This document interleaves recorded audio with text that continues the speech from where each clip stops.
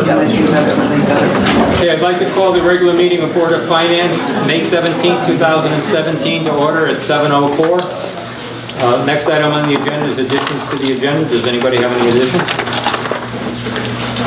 Hearing none, we need approval of the minutes from May 3rd. Do you have a motion? So moved. Do you have a second? Second it. Any further discussion? Just, I would say that I noticed in the blurb about the public discussion that there was really only like one-sided, so there was no discussion about some of the comments that were made that were even noted in the paper. Excuse me, can you speak up? I was just noting that in the public discussion of the minutes, there was nothing really noted about some of the other comments that were made that weren't necessarily for the budget, that were also noted in the newspaper.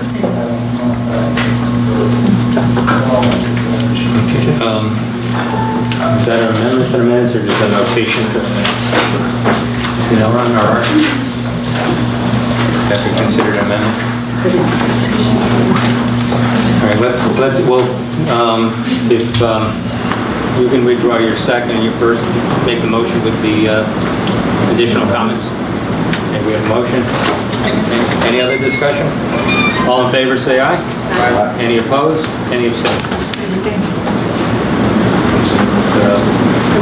Yeah, 501. Citizens' comments. With the number of people in the room, our bylaws call for a limit of 3 minutes per person, with each person commenting once.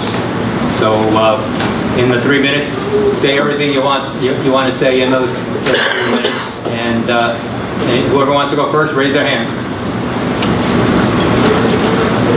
Okay. And please state your name and town of residence. Danielle Pensa. I'm in Colchester. Sorry, it's been a very long day. I just wanted to speak for any funding that goes for the schools, C3. Funding our future is obviously very important.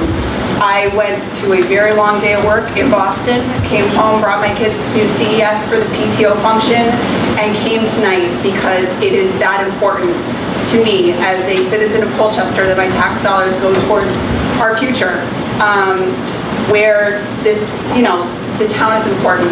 And if we don't raise our children well and educate them well, we won't have a town. So, that's all. Thank you. In the back corner. Please, Steve. Stephen Schuster from Colchester. Evening, everyone. I really don't even know why we're having this meeting tonight unless the state of Connecticut has settled fiscally responsible budget 2017-2018. That's all I have to say tonight. Thank you.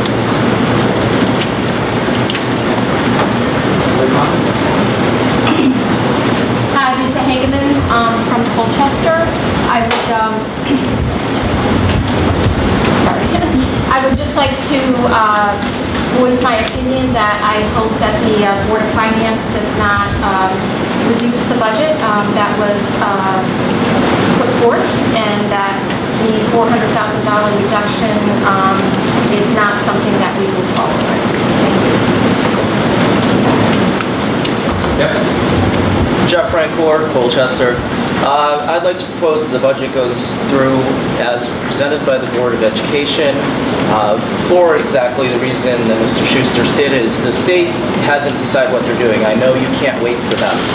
We have to make a budget ahead of time. And last time one of your members made the comment that we can't pretend it's not going to happen. At the same time, you can't cut $400 from it now and then decide later on we got to go back.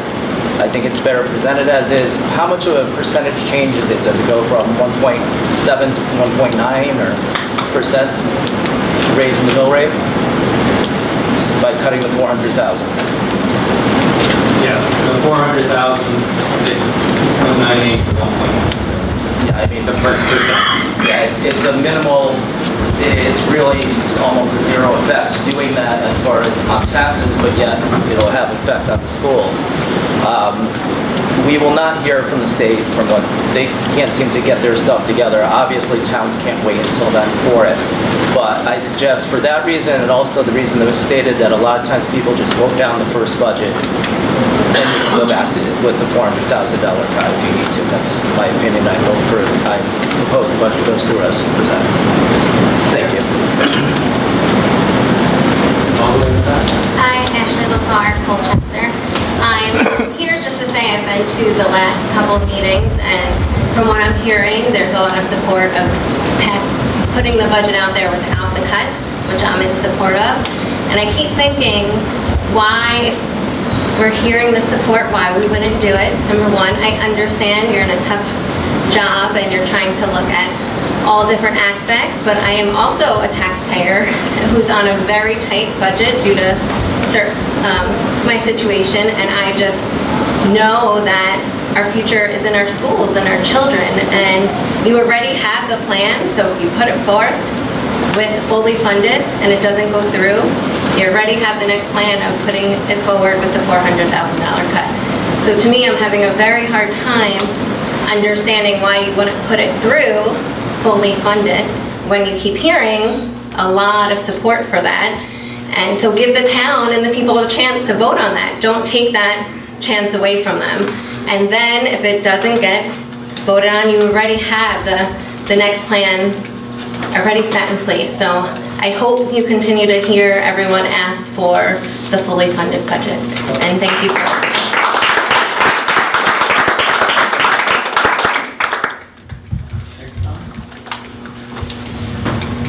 Over here, then Jim, and then up in the left corner. I'm Laura Sokolowski, and I'd also like to voice my support for the budget to go through without the cuts, and also for the referendum to remain on June 13th. Jim? Jim Kelly, Colchester. I'd just like to read a recent posting on social media from a business owner in Colchester. As a small business owner, I'm terrified of the potential increase of my tax bill. Revaluation numbers were a shock to me. For those of you that don't know, a lot of businesses saw significant double-digit increases on the value of their businesses, some up in the 30 percentile or more increase. I have to make up those numbers someplace, raise prices, cut back on staff hours, cut back on donations to local organizations. All of these things potentially can happen. I wish someone could explain to me how this budget is good for the masses and not just good for a handful of people. In closing, I'd just like to say I've attended most of the meetings this year, and you've totally vacillated on what the state is doing, and anytime there was a glimmer of hope that they weren't going to cut Colchester, it was embraced and used, and now that it looks pretty obvious that one way or the other, Colchester, like all the towns, is going to get cut. And I think it would be irresponsible for this board not to put something in that budget to cover that, because it's coming. I happened to talk to somebody up in Hartford today, up in the legislature, and I told them what the situation was in Colchester, like a lot of towns, and I said, considering that Colchester, the latest Malloy budget was over $4 million in cut, would you consider it prudent to put $2 million into that budget so that there's no October surprise of taxpayers getting a new tax bill for additional money that they really never voted on and understood? And they didn't disagree with me that that would probably be a prudent number. So to go forward with this budget and not address that large gorilla in the room is doing a disservice and will cause problems down the road. I think there was a hand up in the back corner. Ronnie Mertz, Colchester. I'd like to speak in favor of keeping the budget as the Board of Education presented it. I personally struggle with the situation of cutting back on certain services to that extent without giving the community the opportunity to actually vote on it. One thing I struggle with is like I mentioned last time, is the technology part of it, where there's, you know, we're cutting back on services that we have, and we don't even have a situation where within our schools, the technology that the kids are using, there is nothing that I'm aware of that actually supports that for not only keeping things up to date, the recycle of computers over time, and just the need to have in a technology-based world, our children have the ability to learn using technology. Thank you.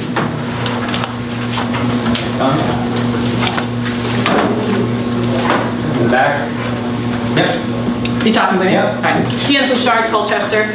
I agree with Jim Kelly. I think that the news coming out of Hartford is something that people need to pay attention to. This town is looking at a $3.98 million cut, the first governor's budget. He has now increased that to $4.6 million.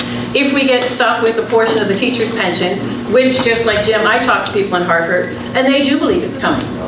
The Republicans put forth the budget, adding money to the ECS, the Democrats are cutting it. No one knows where it's going. We had a budget schedule, the last meeting that I came to, that held off making any decision until we had better information from Hartford, so that we didn't have to make unnecessary cuts. We have now changed that budget schedule, and you're going to make a decision here tonight. And what people in this room don't understand is the $40 million budget is not a cut to the budget. That $1.18 million is an increase over last year's spending. So when you talk about cutting the budget, last year was the first year that a budget actually was less than the year before. And between last year and this year, we've lost an additional 165 students. What we're going to see next year, we don't know. I think as of Zillow, we have 174 houses that are currently for sale, and I think upwards of 50 or more in foreclosure. I looked at the budget. I've studied the budget. $1.884 million of that budget goes to 13 administrators.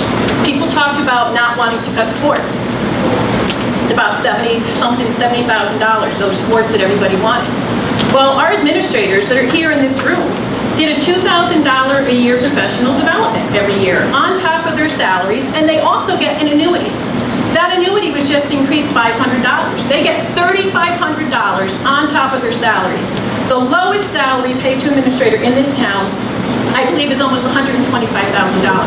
If you take that $5,500 that those administrators get and you times that out, you will have the money that you need to secure those sports.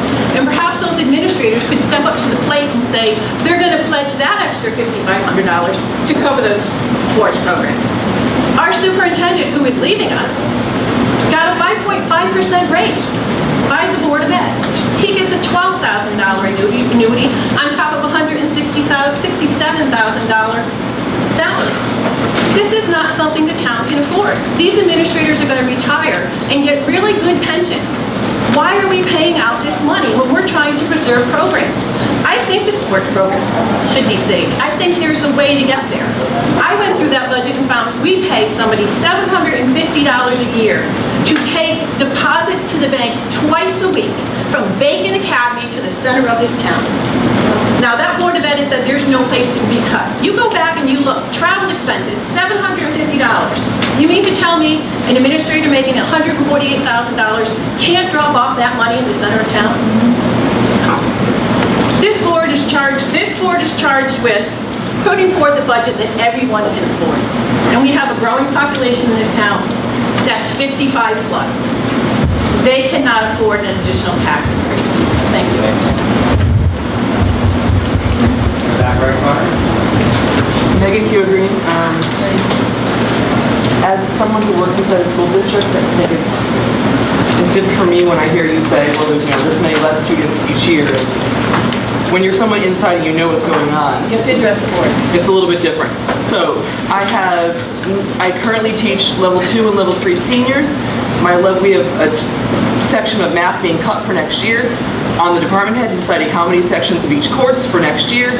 I will have 28 students in both of my level 1 senior classes. Those are the students who need the most attention. They need that individual attention. They're going to college next year, and they're going to need help to get there. They're going to need help to take the SATs.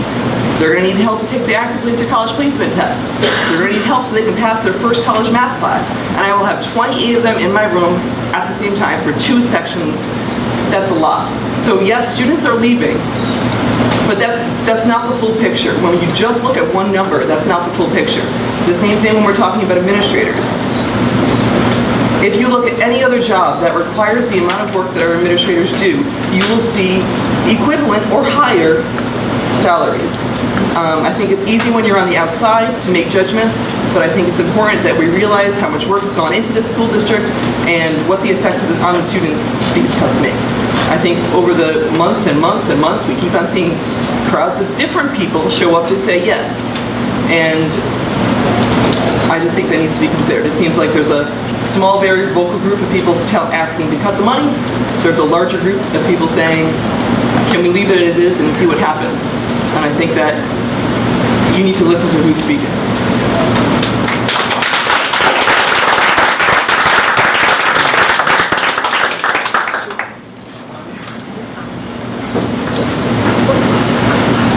Yes.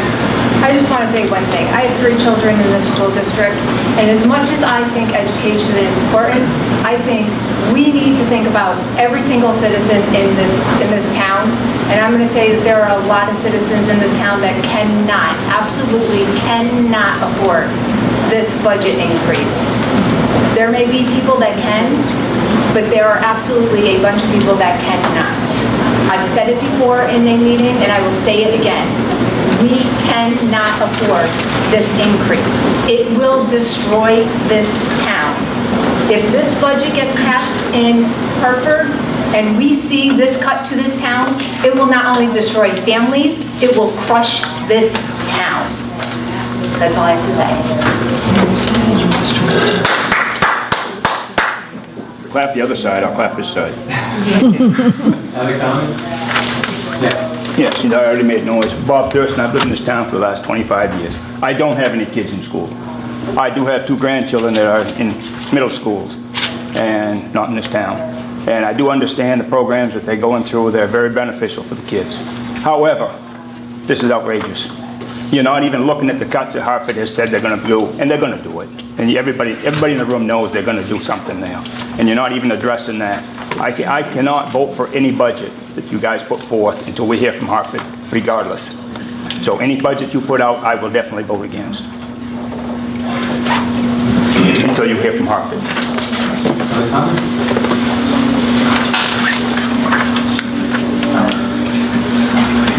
Over to the right, and then over to the left. Luther Hahn, I've been a resident since '98. I have more of a question.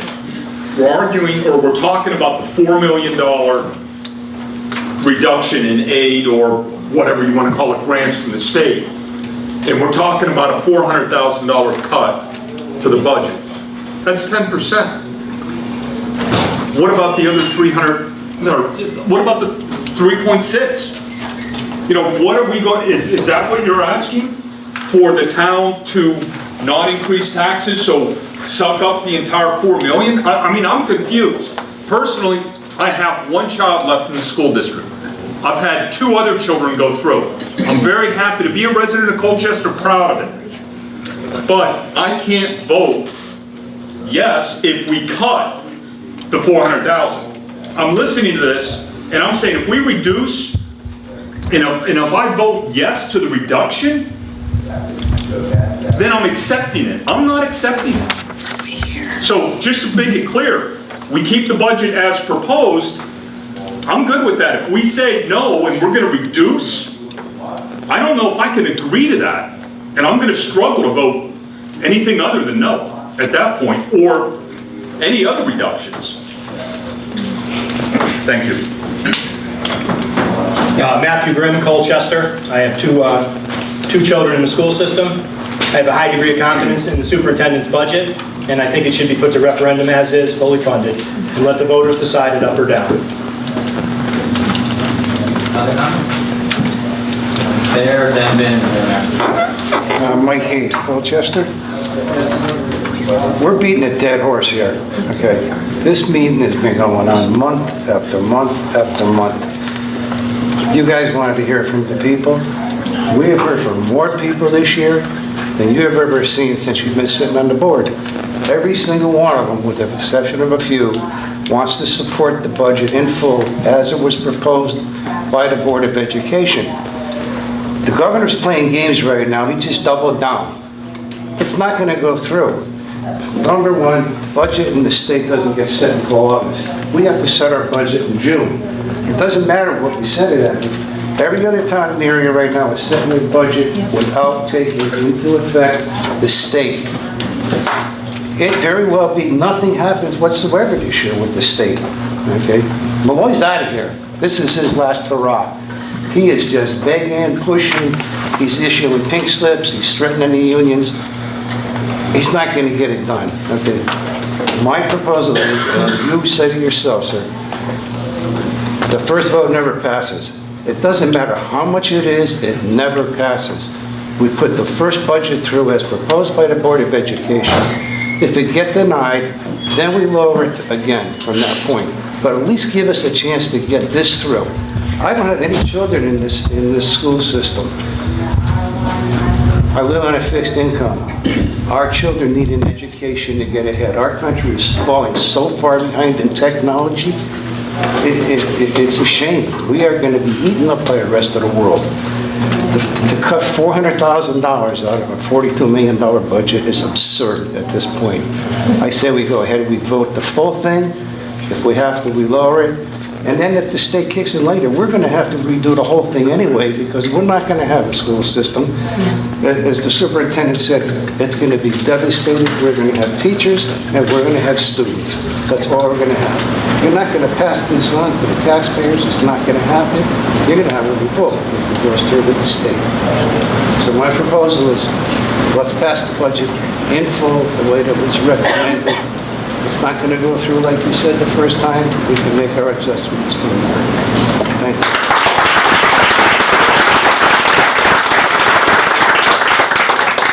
Hi, Vince Rose, Shad Bush Drive. Well, I have 2 kids in the school system, and they're very happy with the school system, and I think that they've had some wonderful teachers along the way. But obviously this is bigger than them. We have a responsibility to the community. A vibrant community is one that thrives across the board. I'm willing to invest in the seniors. I'm willing to invest in things that make sense for the community. And I think that you'll find many folks who don't have anyone in the school system, such as Mike, who understand that this is an investment. Education always is an investment. Education is not free. But these cuts are not free either. And I think that when you look at the 400K and you're only looking at those as raw numbers and as quote-unquote savings for the year, I think you're really playing games with the true cost of cutting. It costs money to cut out and cut corners in education. You have kids who are on the verge of needing remedial instruction. Remedial instruction is more expensive than getting kids the care they need under their primary teachers, which is the proper way to go. This has been proven. Class size matters. It's been proven.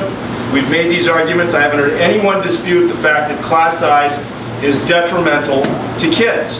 Folks will play with the numbers, but the class sizes are the class sizes. There are sizes that will increase as we lose instructors, and it's going to affect our kids, and that's going to affect their success, and they will have remedial instruction, which I have not seen any computation as to future years of remedial instruction, which are true costs to the system, which are somehow not programmed into the budget. So I don't think the cost that you're looking at as savings are true savings. But furthermore, I think that the Board of Education, there is a reason that you asked them to propose a budget to continue the level of service that they had last year. I think we owe it to the kids, we owe it to the community to put that forward to the community and have the community decide. So I hope that you will put it forward as fully funded as requested. Thank you.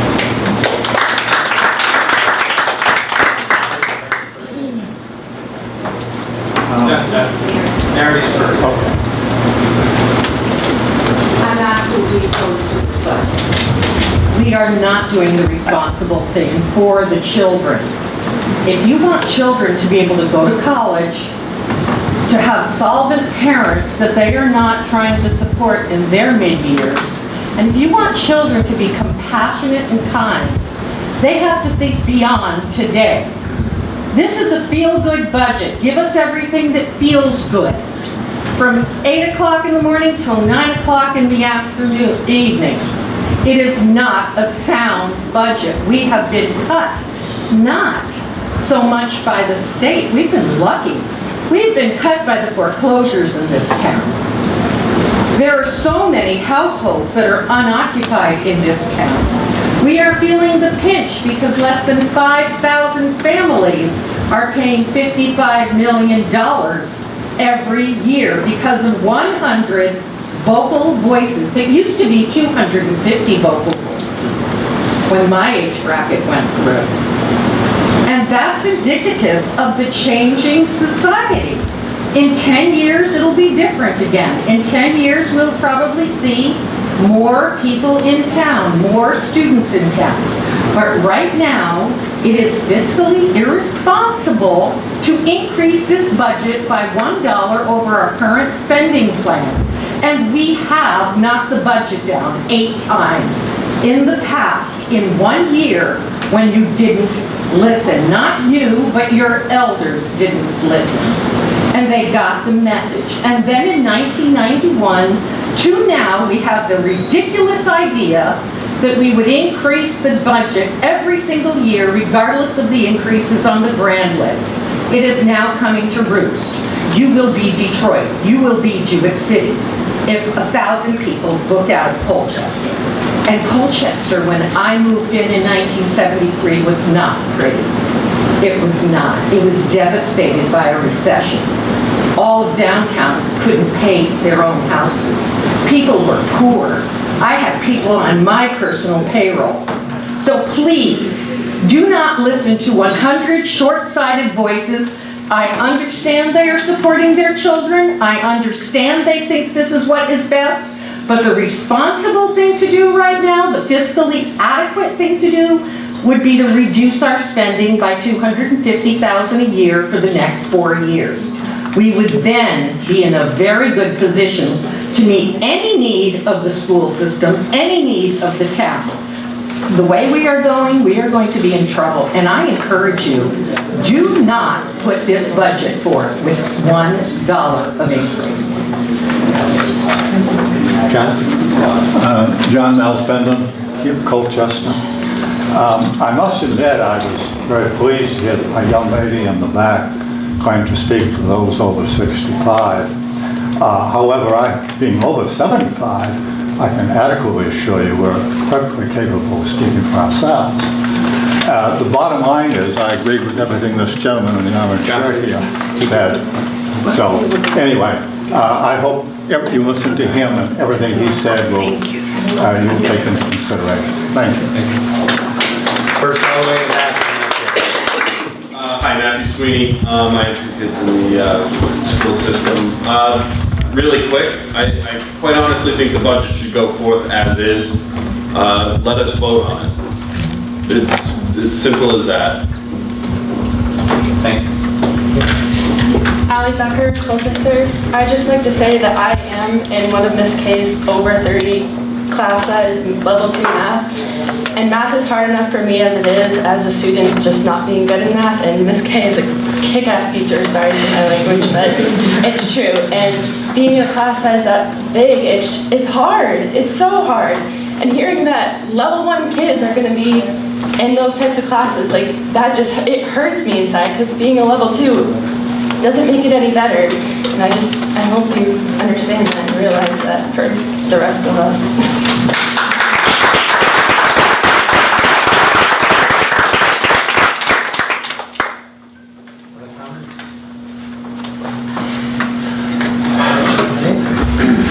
Moving forward with the budget discussion. In terms of decision making, and in terms of timeline, tonight we need to decide which expenditure budget we're going to present at public hearing. We also have to discuss the revenue assumptions that we're going to make in terms of illustrating the mill rate. We do not vote on the final budget that we send to town meeting until next Thursday. The same issue is that we have to make assumptions on the revenue side to determine what the mill rate will be. The actual mill rate is determined on June 13th if the budget were to pass. If not, on June 13th, we'll decide what the next steps would be. So what is the board's desire in terms of first discussion tonight to discuss the expenditures side of the budget, or to discuss revenue assumptions?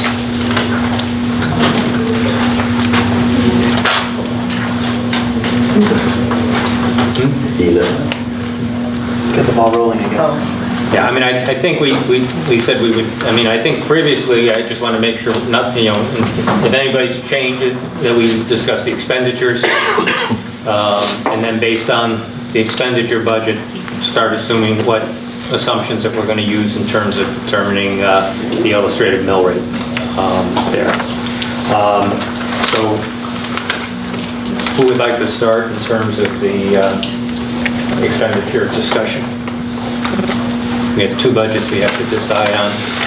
The town budget, which I think we basically decided on, just want to make sure nothing's changed on that. You want to start with the town? Okay.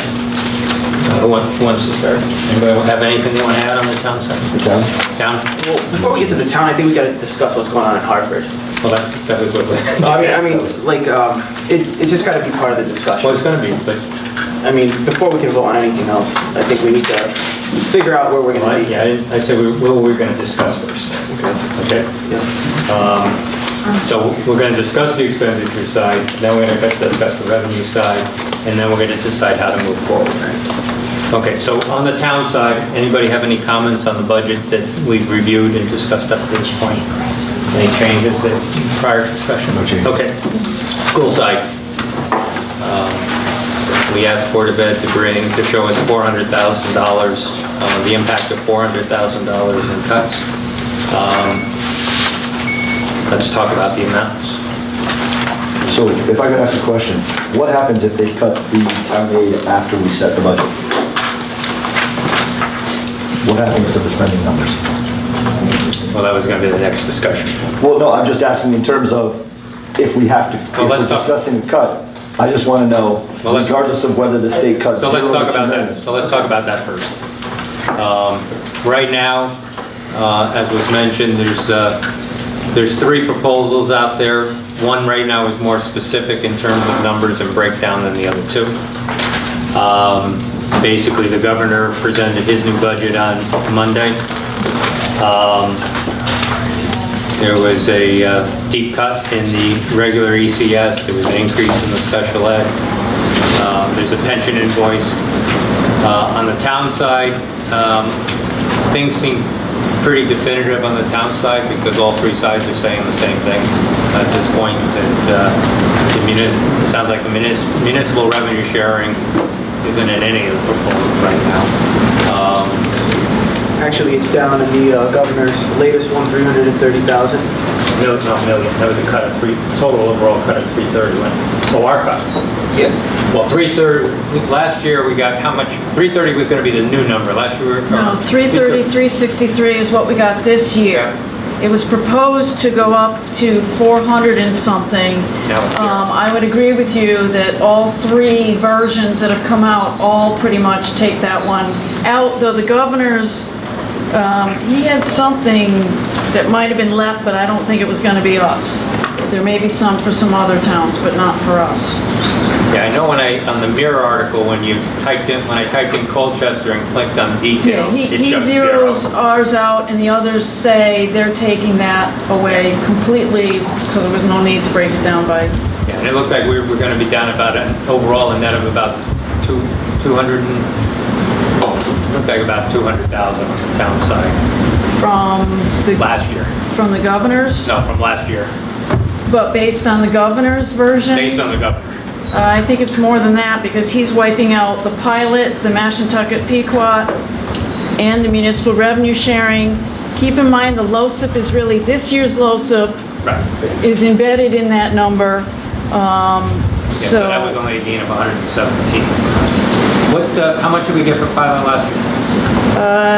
Current year, pilot is nothing. It was going to go up to 80-something thousand. It's nothing in the current year. So the Mashantucket Pequot was 65,420, and he's talking nothing for that. So we lose 65 there? 65,420 plus the 330, 363. When you're comparing this year to the newest version of the governor's budget. So we're going to go up technically, we're going up 117 on the list there. No, 117,313 is this year's number. Okay. His number of 215 something is that number plus another 97, So which we're would... up 100. Well, except that we budgeted for the 117 to come in this Well, year, sorry, so... 117 is going to Right, so 97 something is the, 97, 760 would be the... All right, so it's somewhere around 200,000-300,000. We're going to probably definitely be down. I don't think there's any dispute that we got to take the negative, the actual numbers that were presented, because none of the versions sound like they're all claiming they're going to cut around the same amount total. So we'll tighten that down before we determine the mill rate, on the 25th. But I think we can assume that what's been presented is pretty accurate, since all three sides agree to those cuts. On the school side, there's a pension bill of about just a little over $2 million, slightly less than the first invoice, but still a little over $2 million. And then you have the net difference. Did you calculate the difference? I came out with about, I think, counting the pension, about 490, almost 5 million counting the pension. Excuse me, I don't know. There are so many competing proposals, it's hard to know which one to talk about. Now, the governor is the only one that had specifics. As was stated earlier, the Democratic plan is reducing ECS, the Republican plan is increasing ECS. The Republican plan is to increase it 36 million this year, not ours, total in the pot.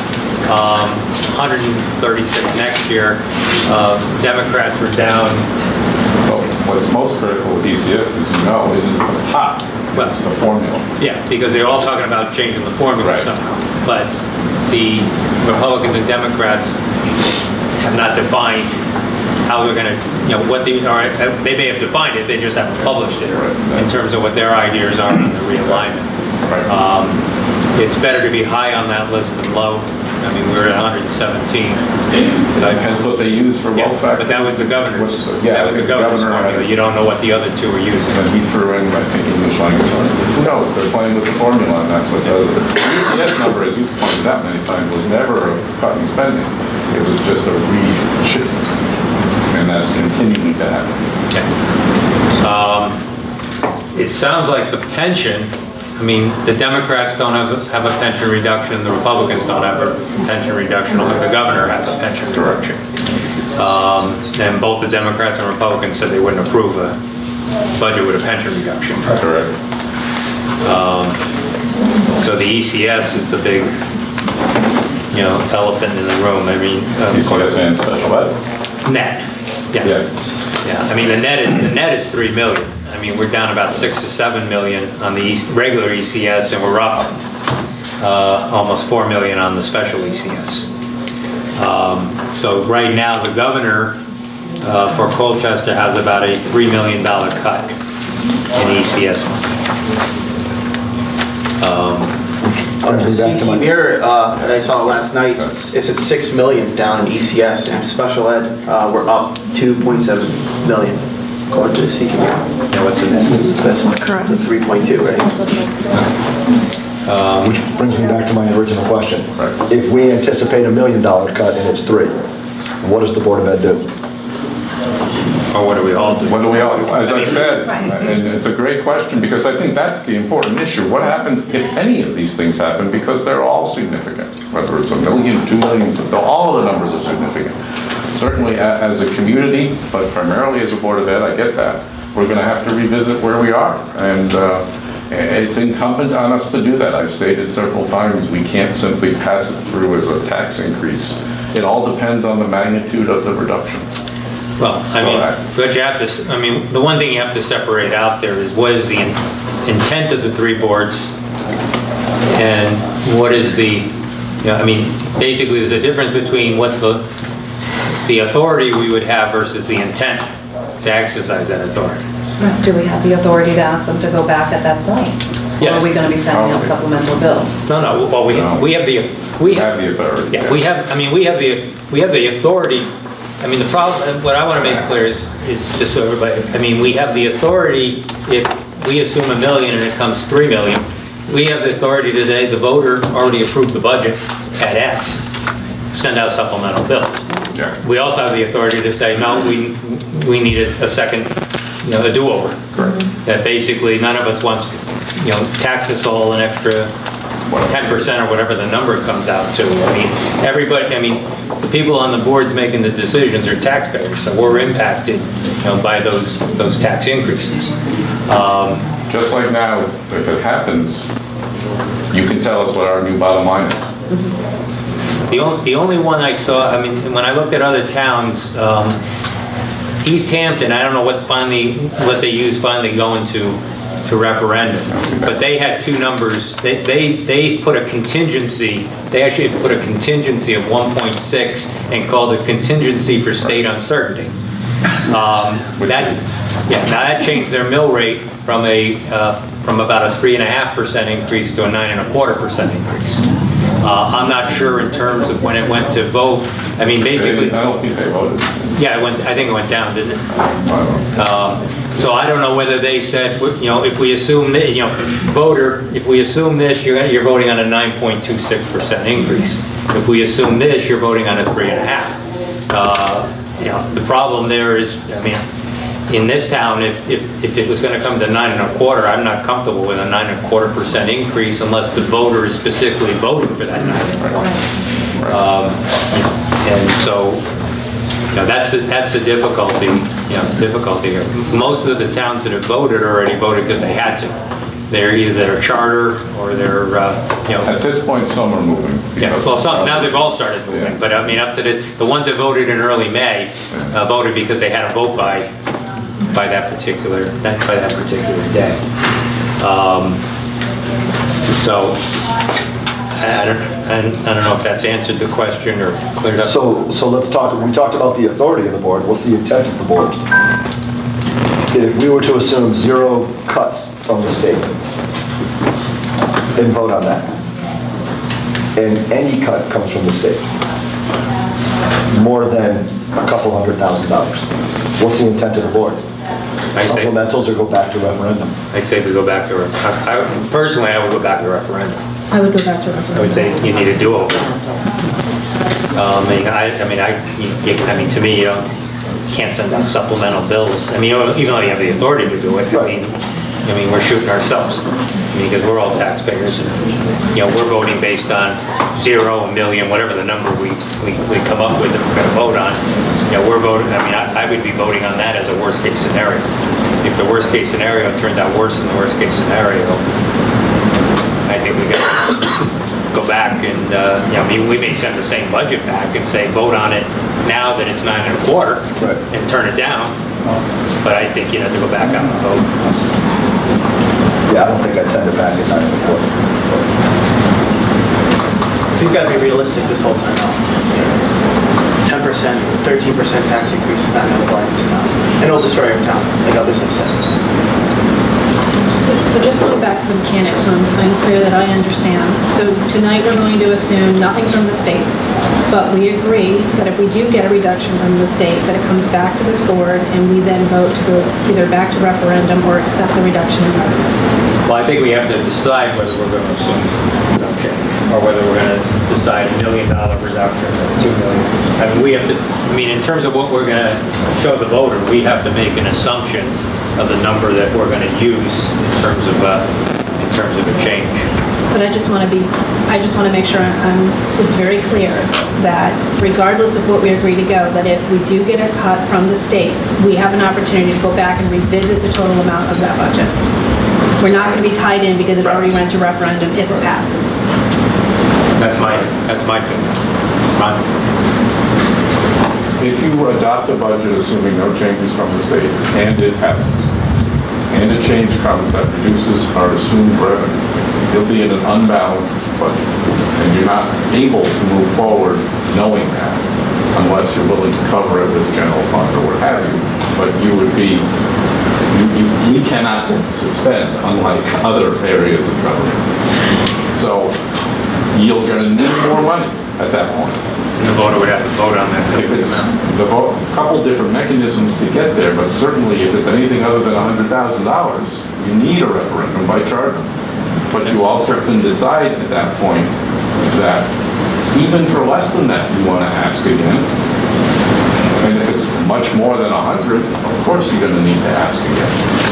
And you'll be asking them either to approve a supplemental bill or a new budget. But remember, by that point, some of the budget has already passed. It's a very difficult position to be in. Yeah, you can't simply, normally you would just say we can simply operate under the current budget until it's approved, but you can't do that if you know there's going to be a $3 million, possibility of a $2 million, $3 million. Once you know that, it's incumbent on us to do something. Well, even if you don't, if the referendum failed, it's difficult to operate under this year's budget. Right. Too long into the year. Too long, right. If there's a cut, because the longer you operate under this year's budget, the deeper the cut would have to be, because now you only have 8 months or 9 months to make it up. It's an incredibly difficult position for you, for the Board of Selectmen, for all of us as elected officials, to be responsive to all the comments and to appreciate them and to understand their merit, because they all have merit. And yet to have all of these unknowns, it just is very hard. I think actually the final date that we have to, the final date, the latest that we can know what the mill rate is gonna be going in terms of, what the budget going to referendum represents is at the town meeting. We would have to have a special meeting before the town meeting. Basically, I think we could probably wait till the night before the town meeting, and then at that point, there's more clarity to assume what the... even after that, to the extent that the referendum, if it moves forward on June 13th, is just an expenditure budget. Right. You don't need to set your mill rate until June 30th at midnight. But the tax collector won't be happy. No, but the voter needs to... when the voter goes to referendum, we have to have made an assumption on what the revenue is so that they're voting. Yeah, they know what they're voting on. Basically at the town meeting, the only thing voted on is to move the budget to referendum. The expenditures. Right. So the mill rate is never voted on, but the voter needs to know when they go to referendum what they're voting for. But if we get new information between the 13th and the 30th, you have an opportunity there to change the mill rate. Right. But we have an opportunity to set the assumption right up until the referendum. Absolutely. We could decide on but you need time to communicate that. Right. But realistically, the voter doesn't vote on the mill rate, but they vote on the budget based on what they believe the mill rate will be. So if we approve an expenditure and we use our estimates, and the estimates are lower, we have two opportunities to either choose to send to referendum or town meeting for supplemental. It would end up being a referendum because it would be too high, right? Or we could go back to referendum to reduce the expenditure side. Well, you could. Right, yeah. Or just a vote. You would just say we need new. What if none of that passes? You guys have to immediately just adjust your internal budget to... You're predicting a town that has no budget. I have no clue. Well, statutorily, we can operate under this year's budget. Right, we would operate. But you can't operate under this year's budget if they're cutting the revenue by $3 million. So we would... So you would have to internally adapt immediately to what you're spending based on the current budget minus the new revenues. Which might be even lower, right? Right. Yeah. Just want to say, let's prepare for $1 million, $2 million cut. I don't think we're going to get. I don't think we're going to get the 4.6 that the governor's saying, but we're going to be hit with something. And I think it'd be smart. They'll probably phase into. I doubt they're just going to hit towns with a $3 million hit. They're going to bankrupt towns. Yeah, they're not going to hit it. But they're going to hit us with something though. It's not going to be nothing. What's the deficit? 2.1 this year, 2.8 next year. The real issue with the governor, in my opinion, is the shifting of the ECS money is to stop Hartford from going back. Because they're giving, they're giving the big cities. Hartford's getting almost 50 million, New Haven, and they do not have to use it for education. So you're taking money that's being used by Colchester and East Hampton and Glastonbury for education, you're sending it to Hartford and New Haven and New Britain where they don't have to use it for education, and then we have to cut our education budgets. So ultimately, you're spending more, you're spending less on education in the state, and you're equalizing things by taking away. And, so I mean, the whole motivation, I think, on this is to get money to the big cities to bail them out, and it's not to spend on education. So what are we going to prepare for, $1 million? Say at least $1 What do you million. want to do? I don't know that. Do you want to prepare, well, Well, I think if we're taking, I mean, We gotta start somewhere. I think there's $3 million on the table right now, because the So you want to do pension, 1.5? the pension Cut isn't in gonna, half? the pension isn't gonna go. if we have a 1.5 in place, and we would hit with the full, which I would think that would be really bad, our supplementals will be less. Well, I mean, the question, I mean, now how do you tie that into the decision you make on the expenditure side? Because now you're gonna go to referendum, or at least move forward from this point. I mean, we could still change our minds in terms of the assumptions based on new information. But if we're gonna make, you make cuts tonight based on a $1.5 million drop, and then the $1.5 million drop doesn't come, then what do you do? I mean, that's the other side. Given the lack of information on the revenue side, moving forward with an expenditure budget that is reasonable, I understand you may have differing opinions over that. May I go so far as to say, I think is almost the only responsible thing to do. I think it would be irresponsible to say, we might lose $1 million, we might lose $1.5 million, we might, and go through that when we don't necessarily have to. Yet, if it happens, there's no doubt we have to go through. Well, we need to start preparing for these cuts now. Okay, there's been a lot of dialogue back and forth, and we need to have some plan in place. And if the cuts were real, if we knew they were really going to happen, whether it's a year from now, phased in or whatever, you're right, we do have to get ready. I think we need to get ready now. I mean, it's not, it doesn't seem, it seems like everything's gonna be great. I don't think that's a realistic way to look at it. We need to have plans in place. For the revenue assumption, you're gonna have to debate that, but there are some proposals out there still. If we found out next week, Yeah. if they were going to cut $1.5 million, let's just say $1.5 million, Right. what do you do? Have you approved it tonight, or? Do you guys have a plan in place for $1.5 million cut? Okay, we need to get that discussion going. We've started discussions for sure, but no. And we need to get creative. We don't have the blueprint of what $1.5 million will look like, no.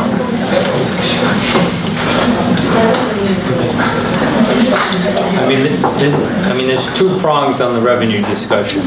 One is, the first is we're gonna make an assumption. Okay. Then, based on that assumption, do we use that assumption only to determine what the mill rate will be, or do we use that assumption to say, do we have to get the budget down by that $1.5 million? And that would mean taking $200,000 off the town. If we're just looking at the revenue and reducing because of revenue, taking $200,000 off the town side and, some assumption on the other side, up to about $3 million.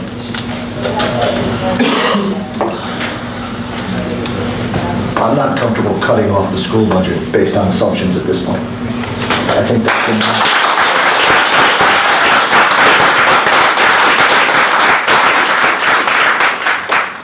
that denies a segment of the population the right to vote on the budget they want. So I'm concerned about saying that we're going to draw assumptions at $1.5 million, $2 million, and just cut. Because if those $1.5 million, $2 million cuts don't come, we've just denied, we've made an incorrect assumption.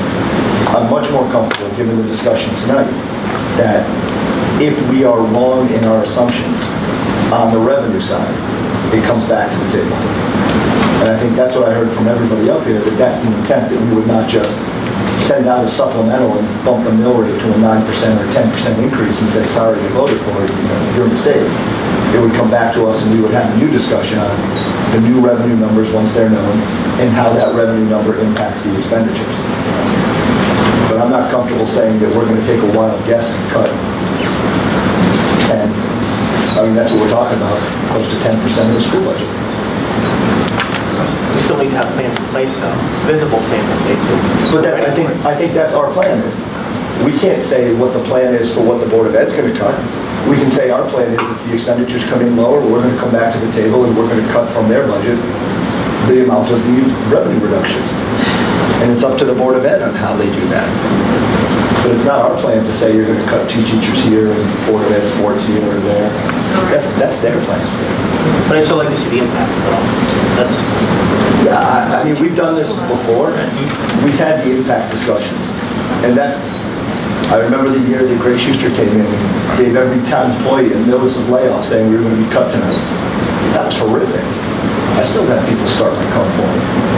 I don't want to have a plan that comes in and says, 42 teachers are getting cut next year because we're going to. I don't want to have that discussion until, I think you guys need to have that internal discussion. And Superintendent Matty can add, we have, to make it a plan, to lay it out, the plan requires, as you're pointing out, talking to people, real people, and saying, this may happen, may not happen. And it's a level of discourse that we don't want to have yet. Right. But we're ready for it. Well, I think if it were me, I'd be having that internal discourse now. Oh, internally, I'm talking to the external. Okay. Internally, it's happening, Jeff. If this happens, it's I've going to already happen done the very $3 quickly. million scenario, and it's 64 staff members that would be laid off. And that's the kind of thing you guys need to be, because if this happens, it's going to happen in a couple of weeks. It's not going to be a month discussion of where this goes. Right. Yeah, we're just gonna give them a number. Right. There's no, yeah, well, I mean, there's not even any time, I mean, there would be no time for us to see impact. At that point, things have to happen so quickly to adjust the budgets that it would be Yeah, budget's plural, and you're right, that's why we're getting ready. But when I think about what's been said, and I've heard the 100 vocal people, and I've heard that there's only a couple, eventually every budget we've ever put out there has been right. When the majority of the town people vote for it, it's the right budget. Is it the first time? Maybe not. But if it's not the first time, it's the second time or the third time. And how do we say that we're going to take away a segment of the population's choice on the higher number? What's the worst case if it loses? We come back at a lower number. And if it passes on the first one because the majority of the taxpayers vote for it, then we will run. It's not this is a democracy. I hear all the time that this is a town-controlled town. The people of this town vote, and when they come and vote, if it passes, that's the town. And I don't want to say to half the town, you're not going to get your choice. We're going to pick this choice, and you can pick from your second or third choices. We should give everybody the chance to vote on their first choice. And if it's a no, it's a no. And then we go to the second choice, and people get to vote on that. And eventually we'll get to the right one. So are you proposing no touches to either budget I don't know that I'm at 400. I don't know that I'm at 0. But I've been doing all the talking, so I'm interested to hear what other people think. Stephanie, what do you think? Well, I know we have the 367 from Norwich tuition, and personally, I think if we take that into account with another 200, that I don't know that will pass, but that's all that's up. It's 200 over last year's numbers. And then they have the 367 to spend as they wish. Well, the 367's already On the revenue side. on the revenue side. So we've already taken that away. Yeah, we don't give them, they don't get the 367. No, but they do have the 367 to spend as they wish. How, they don't. They've already shown us how they're going to spend the 367. So now they're only spending 131. 131? So is what you're saying that you'd be comfortable increasing their budget 567, 367 for the revenue and 200 additional? Yes. Plus 567?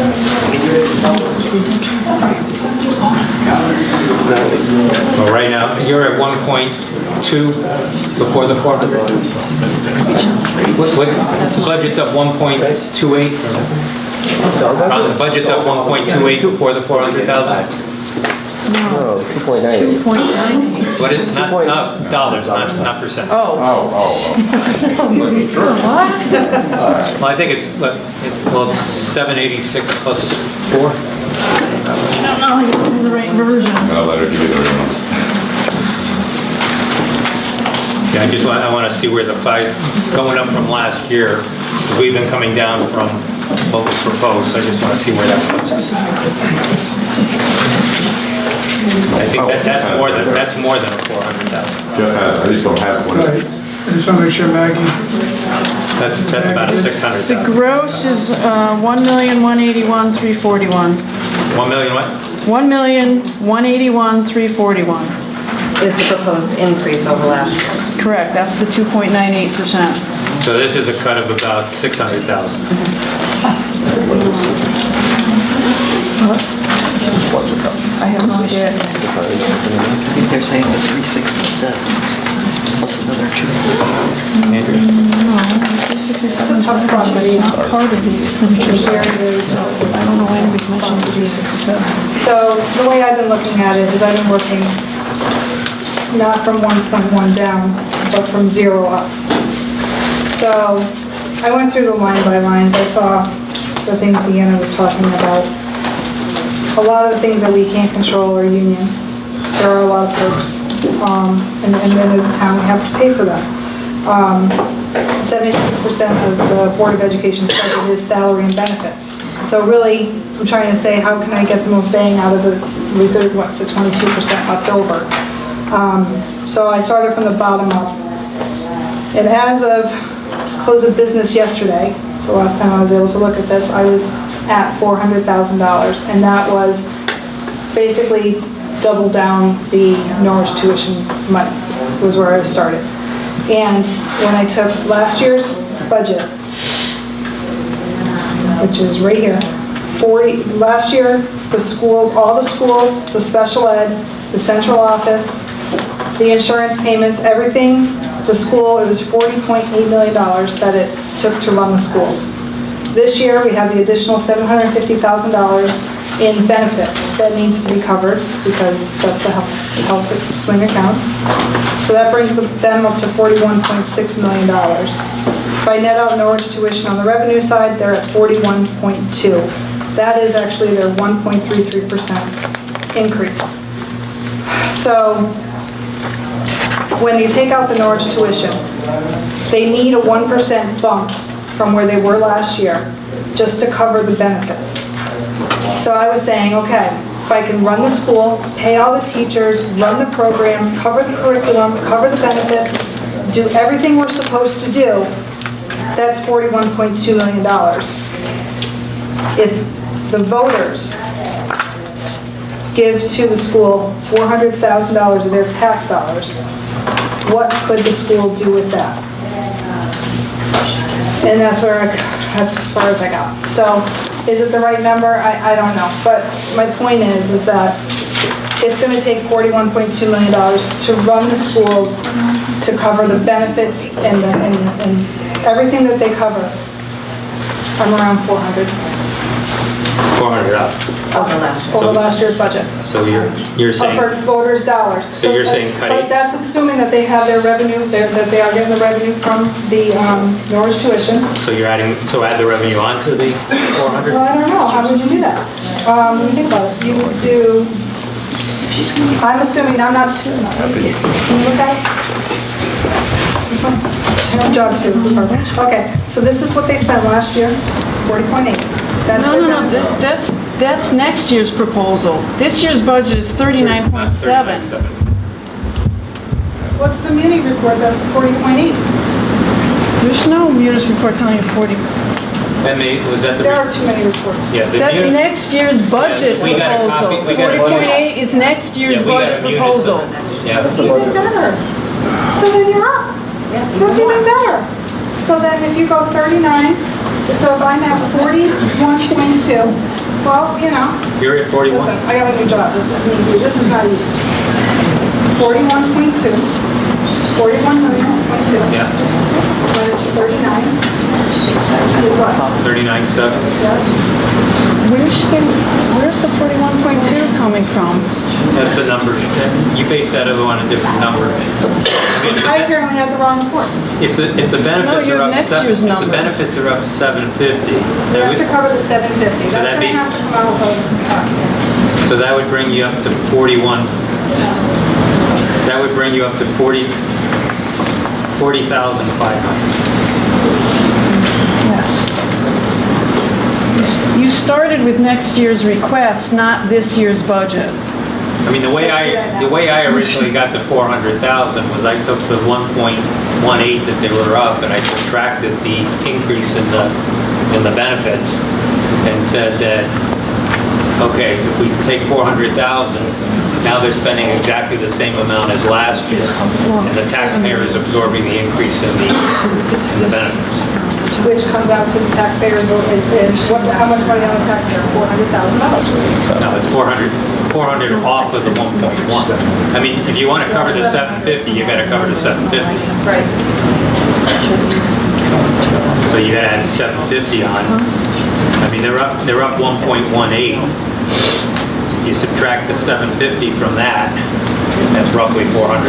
I mean, that's where I came up with, because the budget actually says 800 because it's the health insurance plus a couple other items. Yeah. There were other health and benefit items that went up. So it was 800,000 total, 750 for the health insurance and 50 spread amongst other insurance items. So, as Tom said, when the the voters need to speak for the full budget, and then if it gets shot down, then we have to look at it again. But it's 1.2 is just a large number in a year when we're facing a possible 3 million. And I know we're trying not to vote on maybes. We need to move forward. well, of the 1.2, 800,000 was insurance. And $800,000 is insurance, and we have to pay that. So whether that has to happen, unless we can find some cost savings in the school. Well, And that's I mean, we have to just come up with a number. And where they find their costs, where they do.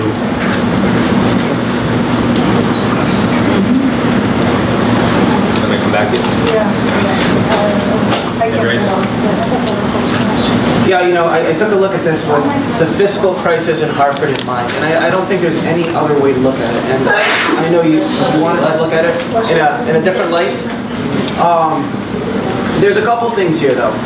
I initially, what Stephanie was saying, begin with a 200,000 increase from last year and add that 367 in Norwich tuition.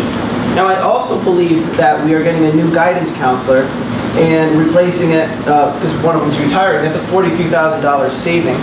I believe we'd be adding to that. What's happening? You're replacing the guidance We're getting a new guidance counselor. We're getting the guidance counselor is replacing one that's retiring? We're going to hire a new guidance counselor because one is retiring, but don't forget the first year there's not savings even though you're looking at just salary. Why would there be savings? Because there's contractual obligations. So year one there's not savings. Two other questions. The professional instruction, have we seen any increase in that, or? Because I've seen so many budgets here. Professional instruction from last year to this year, is there an increase? And as for the bleachers, are we still working on that or no? There's a 56,000, one of your budget proposals. In the capital. In the capital, okay, that's going to be under capital. Can that be? Well, it's still in the budget, right? Correct. Still in the budget. Can we afford to one more year on that? Is it a pressing matter right now? To maintain capital at a level. Yeah, we've always told them you got to maintain the capital. I mean, there's only 200,000 of capital on a $440 million budget. At the Board of Finance request. You've been told not to Everything was everything was falling apart. Okay. So Well, not we're following your direction. Okay. Can I just, the 200,000, and would be, where's that number? I mean, give them an extra 200,000 to spend over. And then they would have, the 367 Norwich tuition to do what they want. But what's the 200? What's the initial from 0 to 200,000? Yeah, I'm not cutting back. I'm not starting from the 1.2. I start with 0 and move up forward. So at minimum, they would have 567 under this. But that would all go towards the insurance. And though I was taking into account what was going on in Hartford. Now, if we need a middle ground, I think we can possibly put Andrea's idea forward at 400,000 with the 367 in place. just something to consider. But I also have to remind us all here that last year, $100,000 couldn't get passed, and we had 1.3 million in savings. Now we're facing a fiscal crisis. Are we really going to put $800,000 to the voter? I just don't think that's realistic. So what's your number? 560, Initially, 200. I would be willing to compromise at 400,000 with Andrea's suggestions if necessary. So I just want to hear what Roberta has to say, and then. Well, I'm not sure where Andrea's redoing her numbers. So you're at a $400 reduction from what was proposed. What's your number then? You're at 600? Yeah. Okay. So you were talking Because about that's 400. where Stephanie was. You're about So 6. Stephanie and Andreas are at 600. Minus 6. Minus 6. Rob, it would be helpful if everybody works in the same way. You got some starting here and moving up. Yeah, we'll get Yeah, I think that's part of the. We'll get Yeah. Go ahead. Let's hear. My turn? Yeah. All right. So I spent a lot of time with this budget this year too, really understanding. I spent time with Brad, I spent time with Maggie, I spent time with a bunch of people trying to really understand the numbers. And I do agree that I really wish that it was very easy to cut dollars and save everyone funding, but I also agree that there are funds needed to keep the school going and healthy and people wanting to come to Colchester, which I consider to be a bigger picture as well. So when I went through, I looked at the list that you guys proposed for cuts and I went through each one and said, what did I really think would be really detrimental to the Colchester school system and what do I think would be uncomfortable but something you could probably do? And the number I came up with was somewhere in the middle. So I just want to share a couple of thoughts, personal views for you guys to consider. I know you get to do whatever you want, but I do feel really passionate about not cutting any sports. I think that it is really important in this age group to give them very structured after-school activities, to be part of a team, and I know there was a lot of conversation around the travel team still being in place, but quite honestly, there's a lot of kids in town that can't be on those travel teams because they aren't that great. And I think that this gives them an opportunity. So for me, I would never cut sports and I would never really approve a budget that would cut. The other thing that I didn't cut was I didn't cut the bus because I felt like when we talked about that, there really wasn't enough known about the impact on the kids. But I would really encourage you to do a very thorough review of the bus transportation for next year. It goes out in RFP next year. We will renegotiate the contract for the upcoming budget cycle. So meaning you will definitely have numbers. Their contract is up. Okay. So by the next budget, you will have a plan where you can really look at where the kids We will have are. a brand new contract. So our existing contract is up. This is the last year of it. In the fall, we'll develop an RFP and it'll go out to bid. At $52,000 a bus, it would be really great if we could make that work with more than one bus reduced going forward. The other things are the field trips, that $24,000. You know, we've heard very loud and clear that parents are willing to pay money. So for me, I think that turns more into a pay it moves to the parents as it would in taxes, but it doesn't impact other people right now in the town.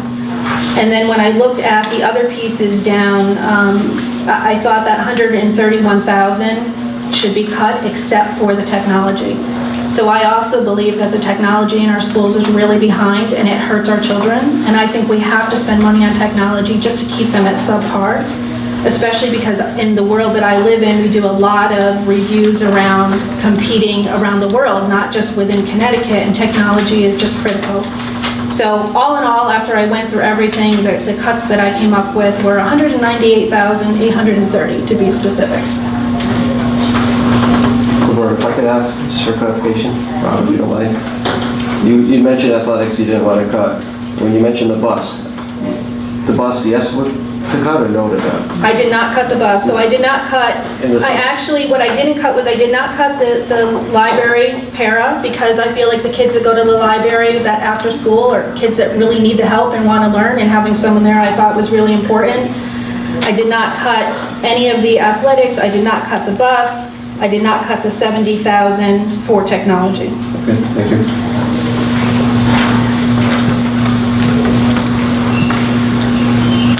Do you have an idea where you're at?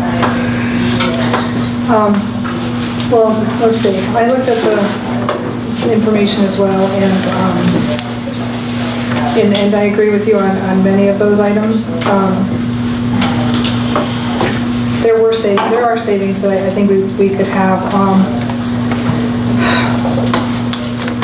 1.2 million is just too big a number, and I'm with you.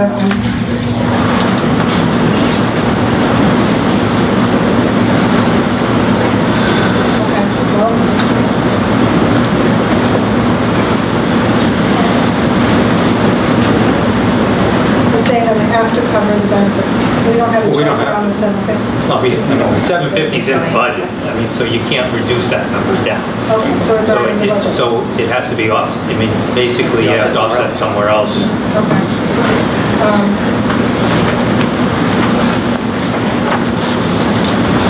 I'm gonna go around.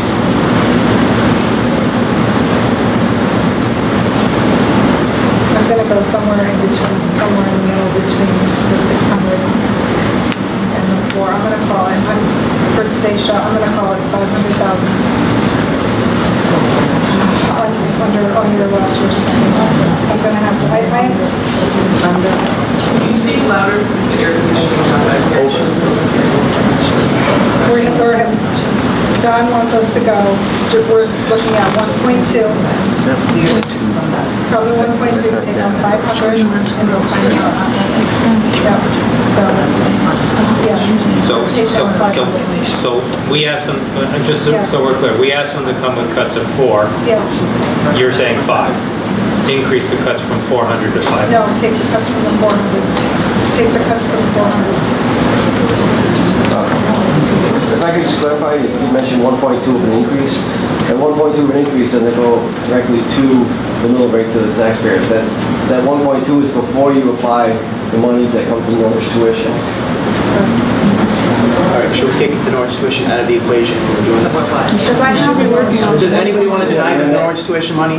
I don't think so, right? We're at, so let's take that 367 That's a revenue item.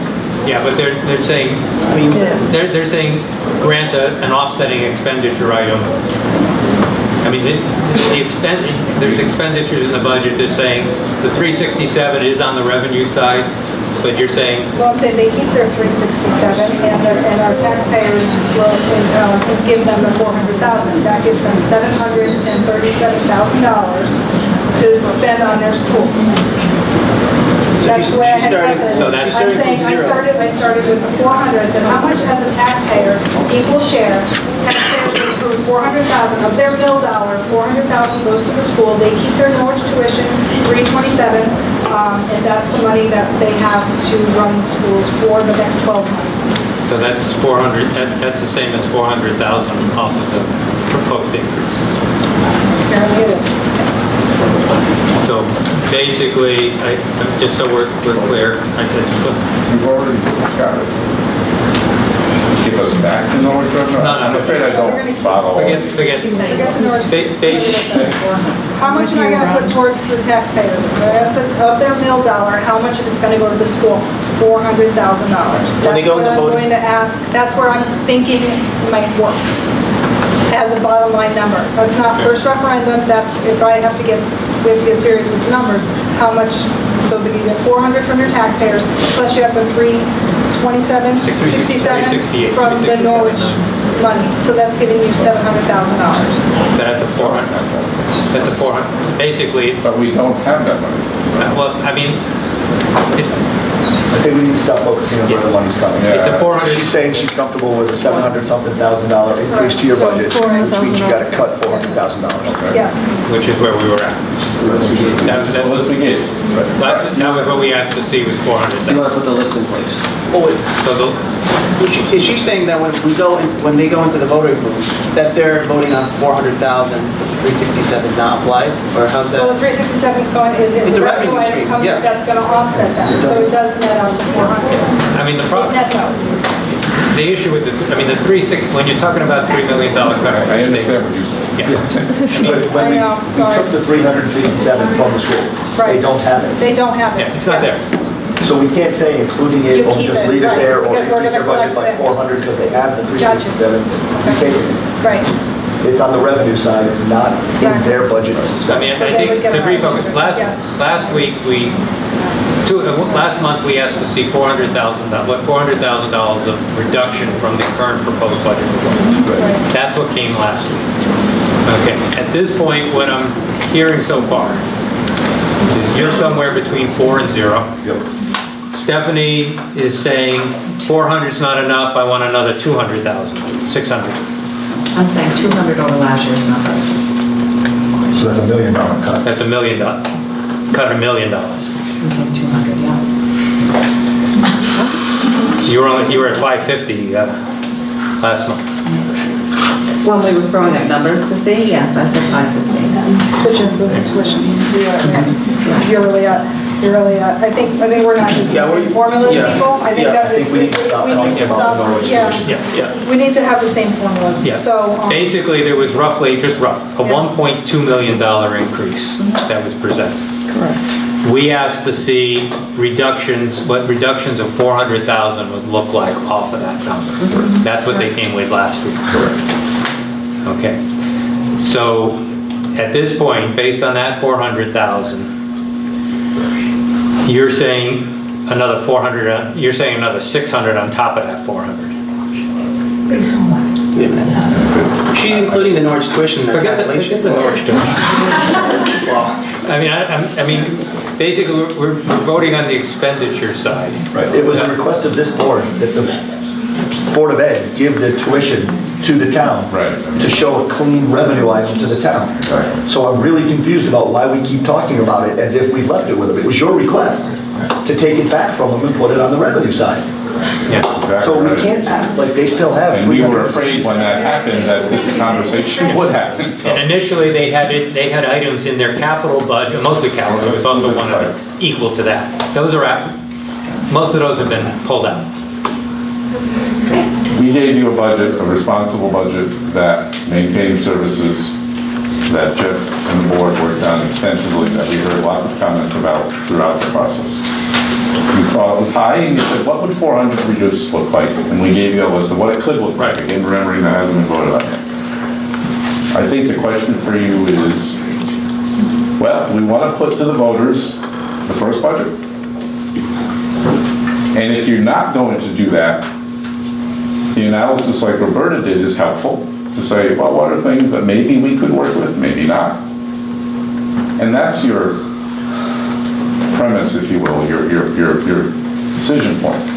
Is the budget as proposed not worthy of a vote? If the answer, in your opinion, is it's not even worthy of a vote, Point of order, Mr. Chairman. This is a board of, we're testifying at a board of finance meeting. When the discussion should be about. I'm sorry, we've always, when we have budget discussions between boards, we always have an interaction between the boards so we can get clarification. This isn't clarification, this is opinion. There's a difference. She didn't ask the question. Robert's rules. So going back to my original, we asked them to come with 400. I just want to see where everybody's at. We asked them to come back with 400, to show us 400, the impact of 400. Now, historically, and that doesn't mean we have to, historically we always start at a number and we either say that's the number we want to go with, or we're not comfortable with that number, we come down from there. At this point, it sounds like, and I may be wrong, that in addition to the 400,000, Stephanie, you're looking at an additional 600 on top of the 4. You're looking for $1 million to come, so that they're netting plus 200,000 over last year. My belief is if we go at 200 over last year's numbers, it probably still won't pass. So that's all I'm comfortable in saying. I'm agreeing with everything you just said. Okay, so basically your number is cut $1 million. Okay. You have the same number. Well, I was thinking with the Norwich tuition in place, so that would be 367, and that would be 500,000 if I included that. So you're saying cut 500,000? No, cut 700,000. You're saying a 500,000 increase over last year. Yeah, that was the Norwich tuition. So you're saying cut 700,000. Roberta, you're around 2? Yep. Andrea, you're around 2.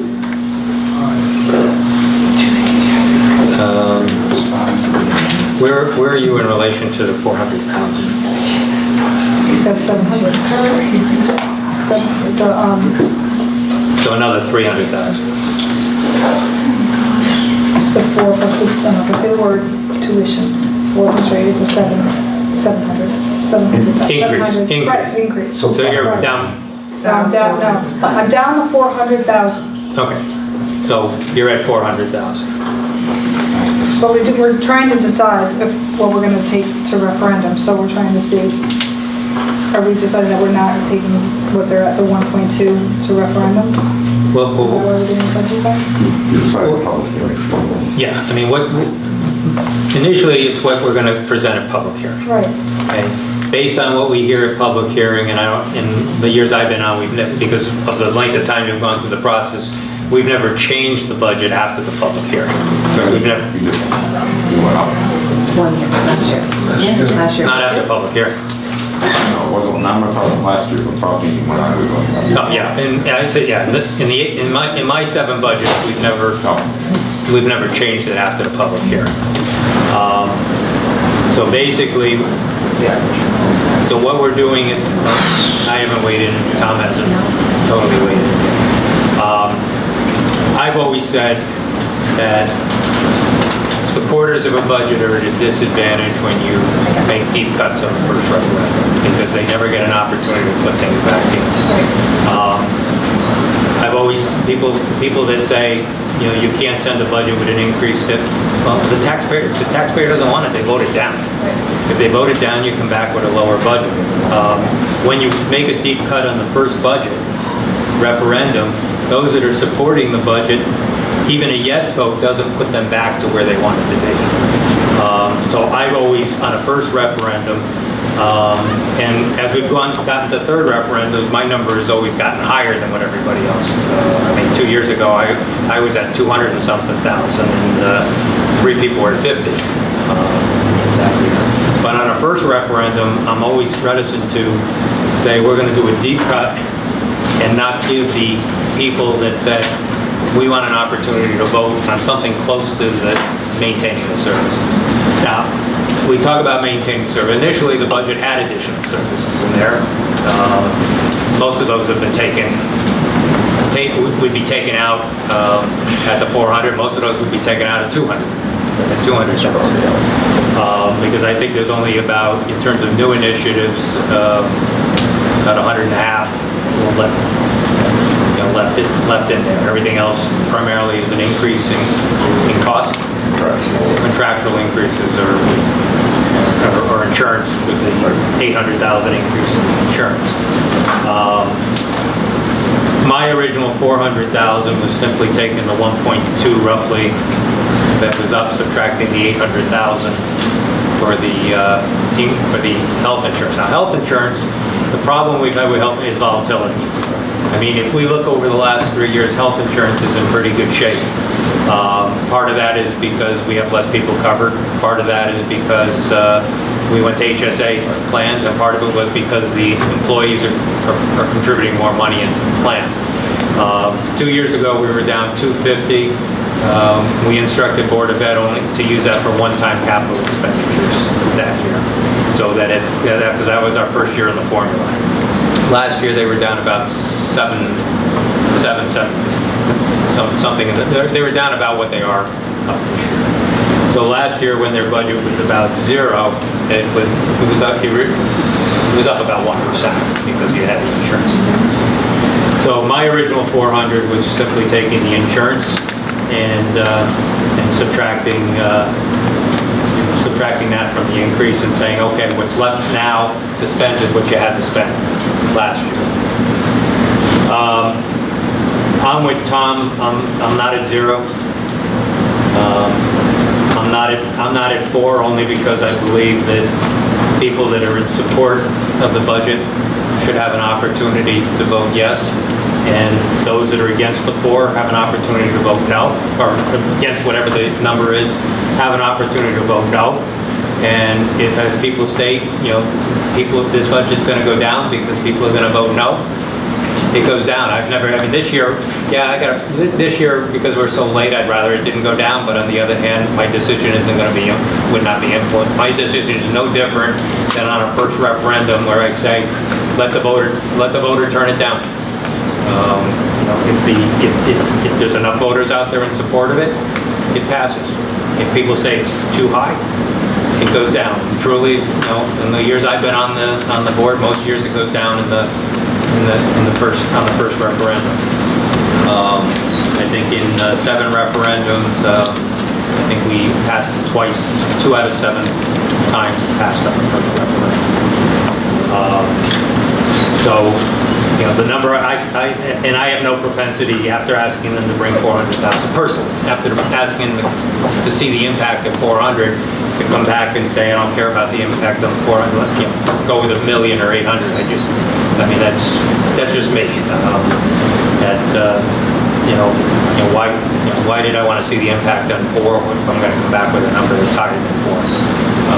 And certainly on a second referendum, it may be a much bigger number. And coming down 4 at that point, it probably would look like maybe 6 or 7.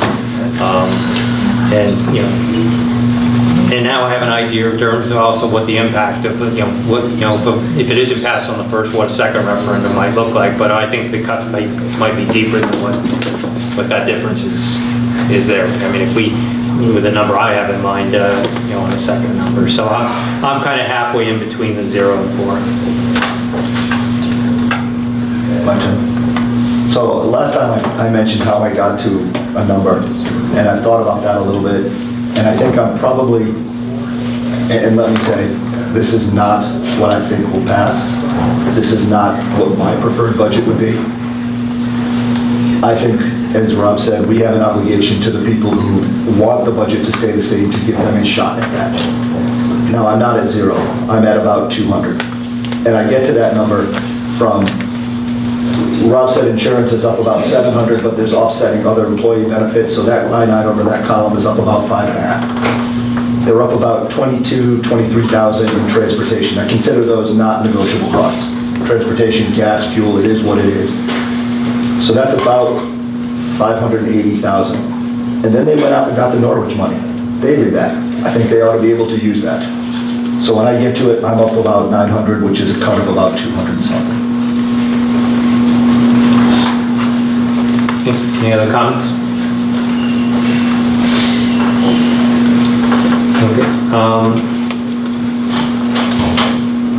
Do we want to make a motion at this point? Do we? On this? And everybody's weighed in? And then we'll have continue the discussion on the on what we're going to, on the revenue, where we're thinking of the assumption of the revenue. Again, this is not the budget that necessarily is going to referendum.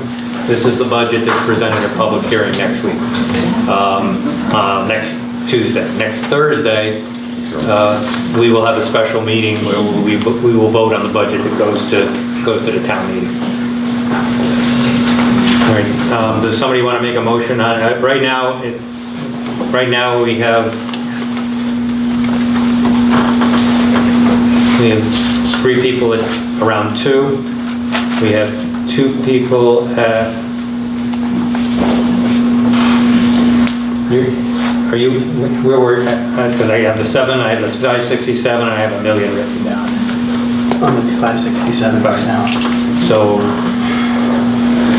but that's a 567 up. So you're saying cut 600,000. Okay. So we have.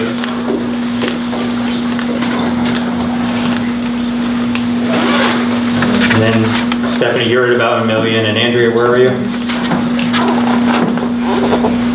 I'm at the 400. Cut the 400. Cut 4. Well, let's get somebody make a motion for one of those amounts. I'll make a motion we reduce the Board of Ed budget by 200,000.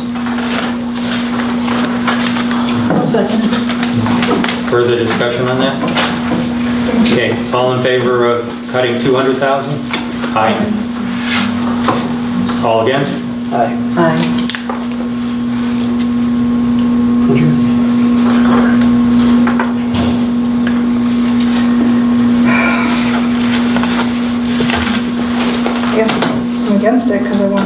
lower. Okay.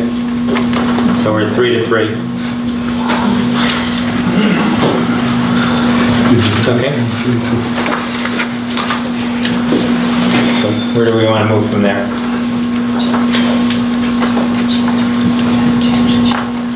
We look for a middle number, find common ground. Or we're going to stand still. No, we got it. We have to find common ground. I mean, we got it. So. By 600,000. Okay, so we have a motion on the table to cut by 600,000. Do we have a second? I'll second. Any further discussion? All in favor, say aye. Aye. Aye. 3. All against? Aye. Okay. 200,000. We have a motion for another number? We move to cut by 550. We have a motion to cut 550? 550. 550, right? 550. Okay. We have a motion on the table to cut 550. Do we have a second? Aye, I'm second. Further discussion? All in favor, say aye. Aye. Okay. 3. Any opposed? Aye. Okay. Nay. I'm sorry, nay. Okay. Let's have another discussion. Okay. What number are you willing to move from? Are you willing to move from that 200,000? Or are you guys set against anything? Because I mean, if we're just going to be at a standstill right now, then we might as well vote next time. We don't have to take action today. Or is it? Yeah, it's mandatory that we take action today. It's what we're going to send to public hearing. We can't delay it any further. Public hearings next Tuesday. Next Tuesday. I know the dates have been shifted around a little. Well, I mean, today's Wednesday. I mean, we'd have to have a special meeting. So are you willing to move from that 200,000 at all? I guess that's the question that we're asking today, because if it's going to be a standstill all night, then let's grab the popcorn. I'll come up a little bit. I'm not coming up to 4. I'm not coming up above 3. Maybe even 2. I'm not sure. I was at 2. If we're talking about horse trading, then I'd go 3. I think 3 is a big cut, and I think 3 takes away the right of a lot of people to say this is our budget.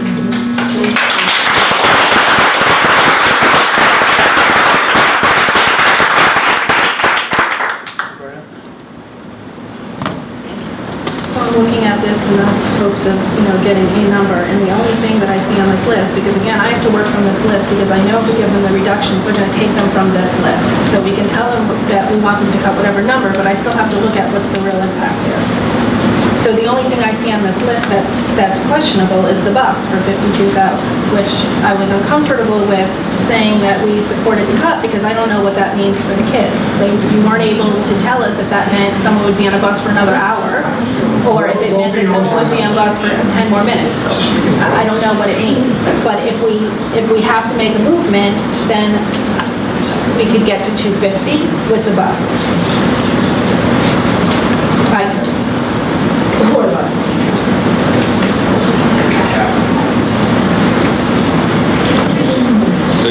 So you're at 250, Roberta? If you had to come up? If we had to come up, that when I look at the rest of the pieces here, I think the point that everyone's making is we've heard such a loud voice of people that want to see some of these things. And, I don't think there's ever going to be a zero reduction, because I think we have to be fiscally prudent as much as we can, and then look at longer term how we can make other cuts, reorganization, buses, whatever it is, to get those cuts deeper, because I do believe over time that number has to come down. I do think we're going to get something from the state that we'll have to address later. But for now, based on what I see they want to cut, if we, went to the bus, it would be at 250. I think there's also a voice that we haven't heard, and that doesn't echo in this room, but echoes outside the streets of Colchester. I don't think people are going to be going with a $900,000. I don't think there's any way they're going to approve $900,000 budget. But shouldn't they have the right to vote no? So they vote no. So they vote no, and then we come back and reduce it. I mean, that's really. I mean, if there's Should we put something a little bit more responsible out there than us? well, you gotta define responsible. A realistic budget, is 900,000 realistic? Based on the trends that we've had. Well, I mean, 100,000 last year. A 900,000 increase is really only a $600,000 increase because they brought in 367 in revenue. So, yeah, it's a $600,000 revenue per expenditure increase. Yeah, I think that probably is. I mean, if there's that many people that would vote against 900 or 800, you know, then they'll vote no. And we cut. You hear all the time, you need to listen to everyone. And it's not everyone in this room. I can see that all day. But everyone goes to vote, everyone that cares. So isn't that the determinant? Shouldn't everybody get to have their voice heard?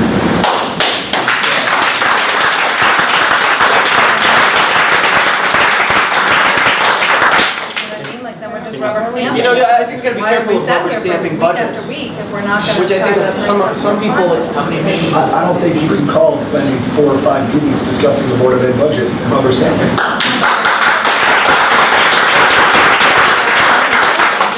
Then why do we even talk about it? We should just move the BOE budget to referendum with no discussion, because what have we been asking? Either we're supposed to help recraft this budget to referendum, or there's no, I don't understand the purpose of it. It's hard taking a budget into account without what's going on in Hartford. I mean, that's the big elephant in the room, and we can play this game all day. We gotta decide on a number on the other side, then address the white elephant. I mean, the white elephant's gonna determine the mill rate. You know, we don't know what that number's gonna be. So we haven't even applied this number into the... What about 350?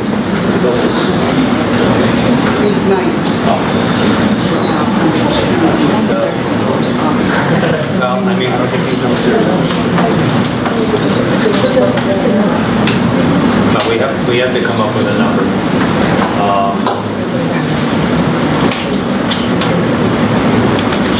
Right now, Roberta, you said you'd come up to 250. Tom, where are you at?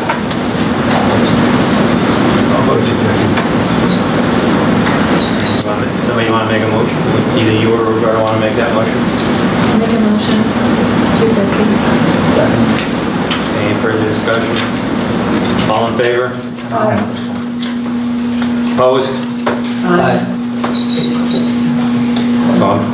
Let me start. I think you're I'm an aye. All in favor? Yeah, because I'm thinking the... You're in favor. Aye for two. I'm at 250. 250. And Andreas is I said no. Okay. Yeah. You're in. You're in. Okay. So we're at 250. And the town was at minus 51 and change. Maggie will get the exact number. 51,180 when you put in the, if you are adding back, just to clarify from 2 weeks ago, you had the list of 59,220. You wanted us to put in $8,000 for the IT backup, which also brings $40 of the contingency roll for a net of 51,180 reduction. Okay, so we need a motion on the town budget to reduce it by 51,180. So moved. A second. Okay, all in favor? Aye. Any opposed? Any abstentions? 6-0. Okay, let's talk about revenue in terms of the assumptions that we're going to use.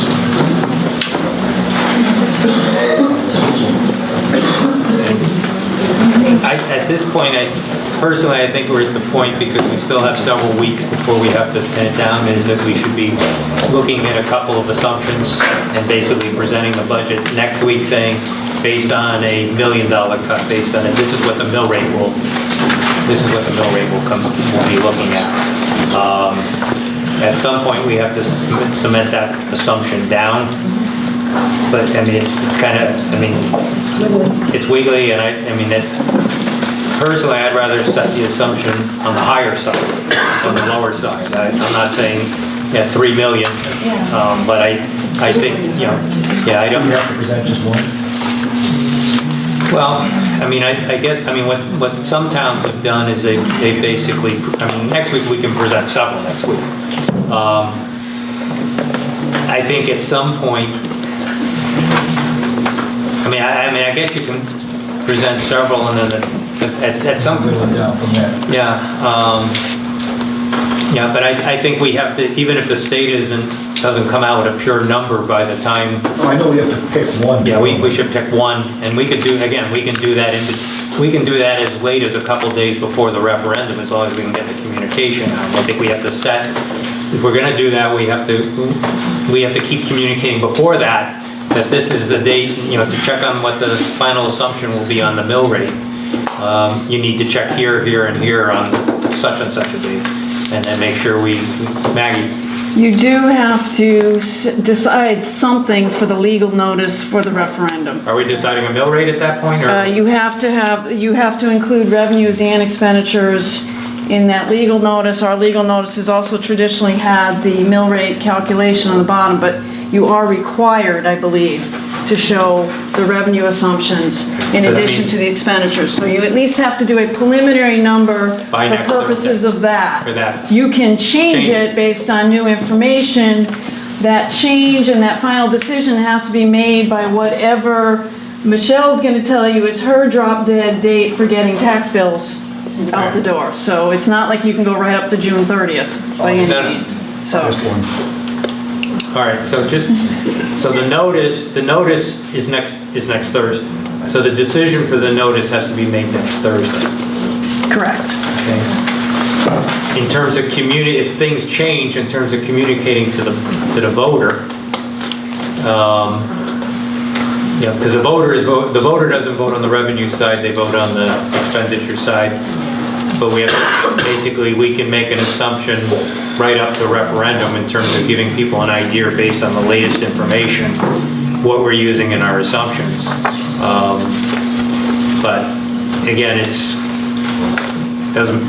really doesn't matter much. I mean, because basically, that's why I think, you got to be closer to the worst case scenario when you do the final assumption, so people are voting on a worst case scenario, or at least odds towards a worst case scenario. I mean, other thoughts? Well, if what we talked about was that if what we assume is not correct, we're coming back to the table. Right. Then I don't think we need to assume worst case. We need to assume most reasonable. Okay. What's the most likely situation? Not the worst case, not the best case, what's most likely? They'll have it after the town. And then we work from that. If it's higher than that, we can come back to the table. I don't know, I mean, yes, I get it, he's the leader of my party. He's an idiot. He doubled down on crazy. He's not getting 3.9, he got slapped at 3. He's not gonna get what he wants. Is he gonna get something? Yeah. But I don't think I think when he proposed this lower ECS cut, he got slapped. And he just came back and... But he didn't, and his first proposal he didn't cut anything on the first proposal. All he did was shift all the money around. Right, I mean, I don't need an ECS cut in general, an ECS cut to the several... 160, 130 towns. Yeah. And he got slapped for that, and he just came back and made it even worse. I don't think he's getting what he wants. I mean, it's hard to assume a likely scenario. I mean, basically, I think the worst case scenario, in my opinion, because of everything I've heard about the pension, that the worst case scenario is about 3 million. So between 0 and 3 million, how do you judge reasonable? Because the odds makers seem to be 3 million or 0. That either he can do it or he can't. Yeah, but even the other proposals, even the Republicans that are adding 36 million in their proposal, still are shifting things around, and you don't know what side of the shift we're going to fall on. I mean, at 117, we're on the better side of the shift. But you look at some of the other towns that are only at 40% of what the formula says. We're at 91 point something percent. So I mean, at this point you have the governor in his latest proposal did cut ECS. The Democratic proposal cuts ECS. The Republican proposal adds to ECS. All three of them appear to move the money around. To me, they shouldn't be moving the money around this year. They should give us a year, tell us what it's going to be next year, and give you a year to make plans. But I haven't heard anybody proposing or thinking that. I haven't heard that coming from the state level.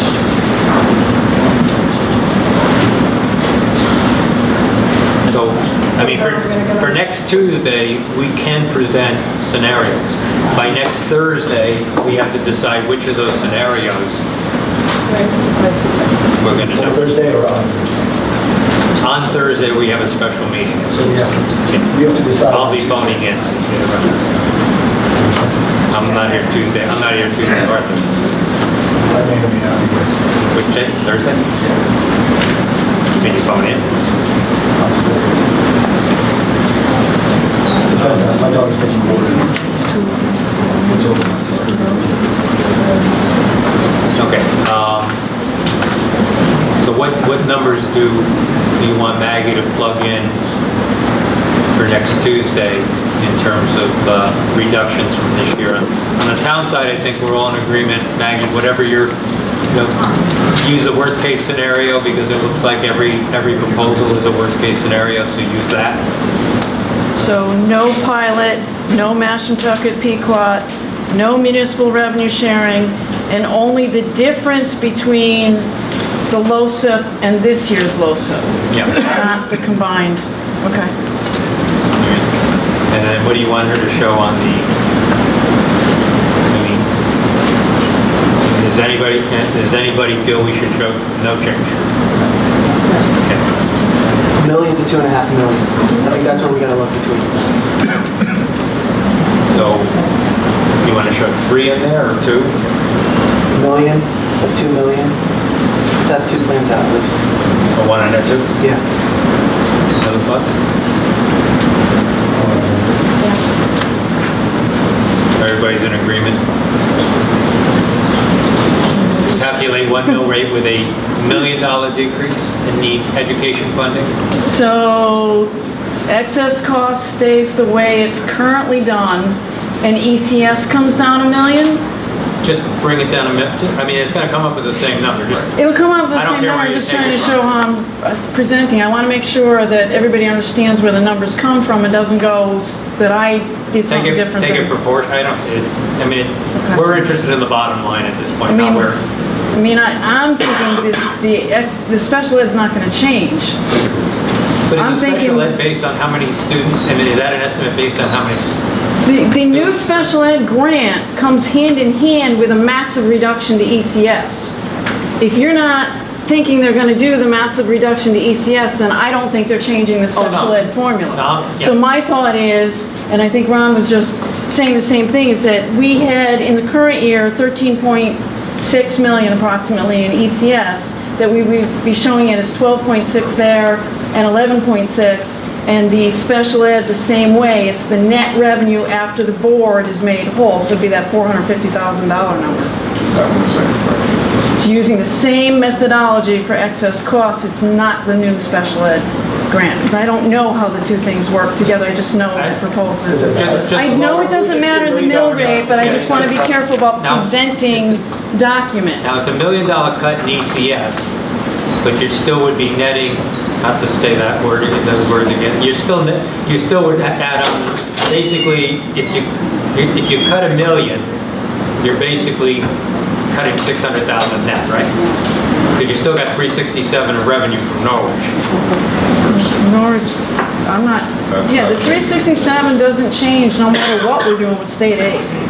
No, but you gotta add the 367 on It's the left. already in all my numbers. Okay, as so a you're just revenue. gonna cut. That's been in from day one. So you're cutting them up, because you had 2 budgets in there, one with no change and one with a change. You're gonna take the no change budget, take $1 million off in one scenario, $2 million off in another. Correct. And then and in both scenarios, whatever the town comes to. That's what I'm saying, is build, and the no change, yes, build from the no change, not build from the whole world's being turned upside down. Okay. Can we present 3 budgets? No change, $1 million and $2 million. Just so that people see what our budgets are doing. All right, well, we already. I just don't want people to come in and say, you guys are raising taxes by 9% because your spending's out of control. And this isn't so much our spending going up as the state revenue going down. So I'd like to present a zero so we can say this is really our spending. But these are two likely scenarios, so we need to talk about those. That's what we did in your original budget document. There were two versions in there. Well, Tom's saying 3 now. I heard them. Okay, so we would want... 3, 4, 6, 12, what difference does it make now? You've already got the no change one. You just got to plug the numbers from tonight in. Yeah. So. All right, everybody, Tom's saying, not that we expect it, but what is the impact of the spending and what is the impact of the combination of spending and changes? That is if everyone's getting a $2 million tax increase without making any adjustments. Say again? Without making any sacrifices or anything. We're just saying if we cut the $1 million, that $1 million is going to be made up by the town. By the town, right? By the people. No. Just present the budget as it stands right now. Just to show, say, well, if the state wasn't changing, this is what spending is doing to our... I don't have a problem with that. This is then we present it, it's likely to be $1 million or it's likely to be $2 million, and that's why the mill rate is changing. This is why it's changing here because of our spending. It's changing in these two because of cuts to our income. But if we get those cuts, we come back as a board and we discuss Oh, yeah. it. Yeah. There's no, are we going to make a motion for no supplemental tax bill? It's the time of Can we make a motion on that? No, it's still going. It's still going. We've got 20% battery. Okay. So you got 20% more. Okay. That we can.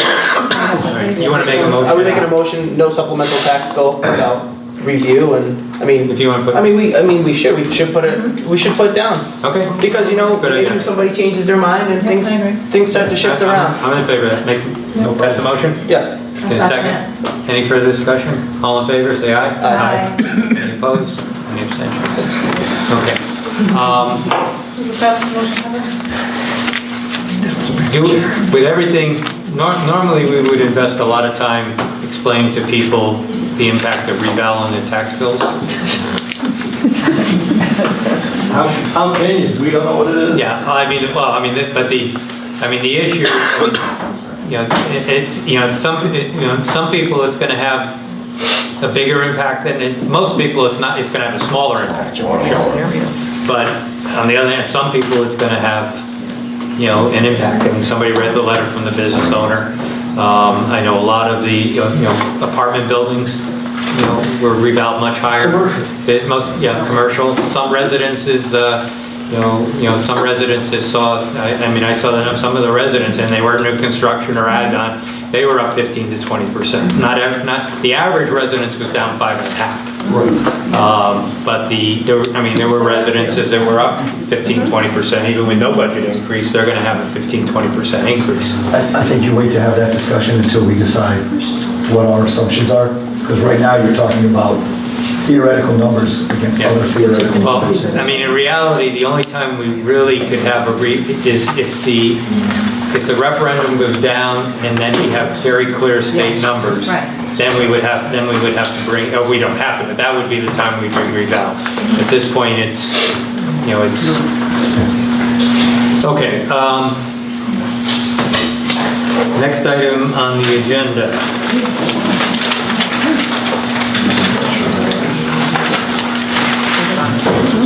Correspondence. We received a number of pieces of correspondence back and forth.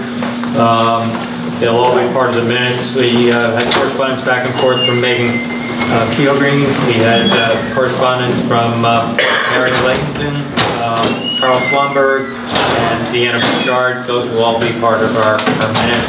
One of the things that we will change, I actually thought it had been happening because I never looked at our agenda online, but the packages that we get in the mail with all the attachments haven't been getting posted online. It's just the first page. So from this point moving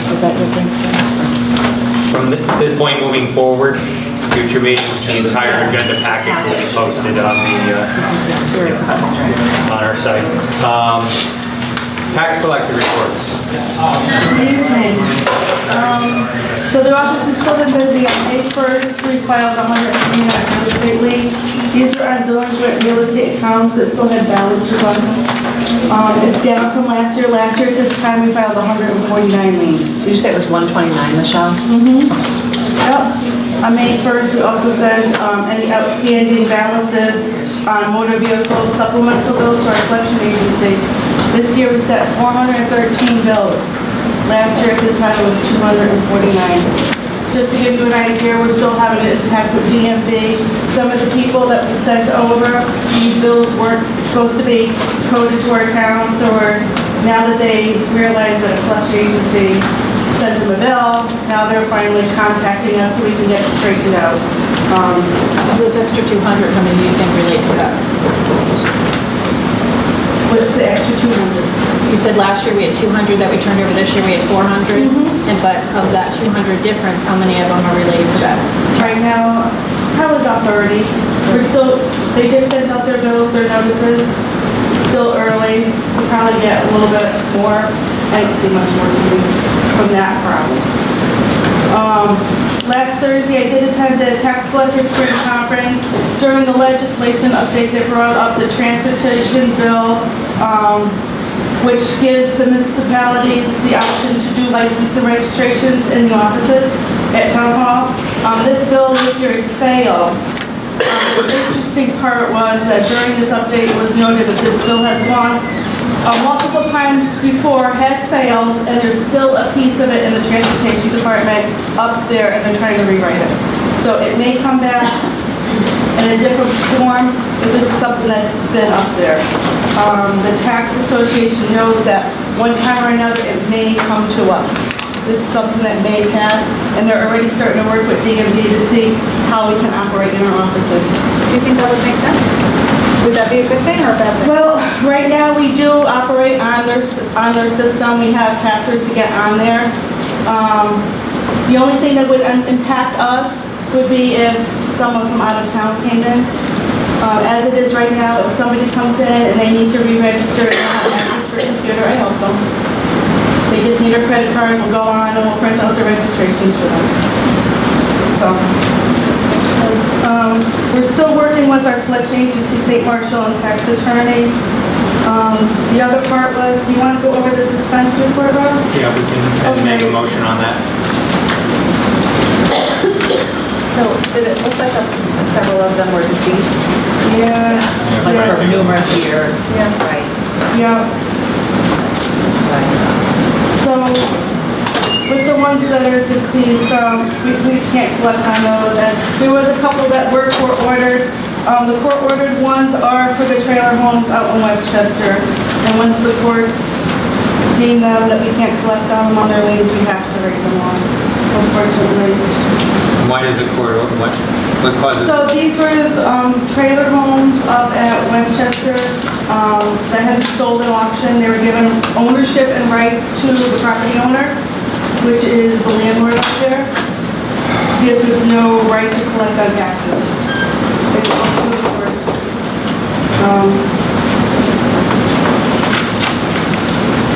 So you need a motion to Yes. move that.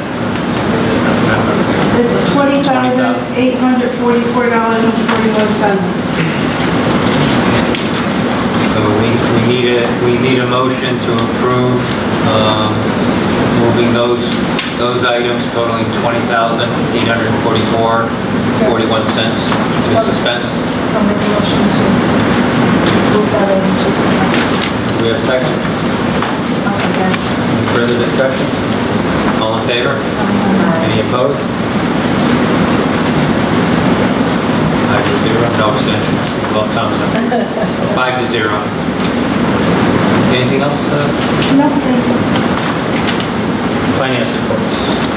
Okay, you have the April reports in front of you.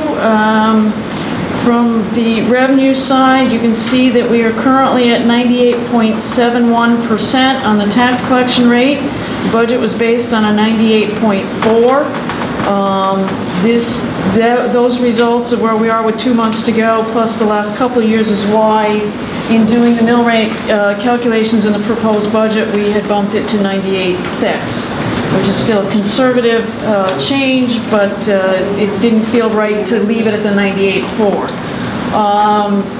we're in, basically, I know that, I don't know if you call it a 3/4 of the way through the year potential cut from the state, which is not yet set in stone, but most of the state grant money is in hand. The ECS, it was the first thing when they were proposing doing further cuts for this year, the first thing I looked at was to make sure the ECS money was fully in our bank account, and it is. You know that they are considering, or at least the governor's considering, withholding the final payment on the Mashantucket Pequot. That's $21,800 to us if that happens. So just to put that in perspective. And of course, on the LoSiP side, you see that the 117 is sitting there with nothing in that. So it will come down to, depending on how that all plays out, it'll either be booked as receivable because we incurred the expenditures in the current year, or it will be received in next year as part of how the state is doing their budget.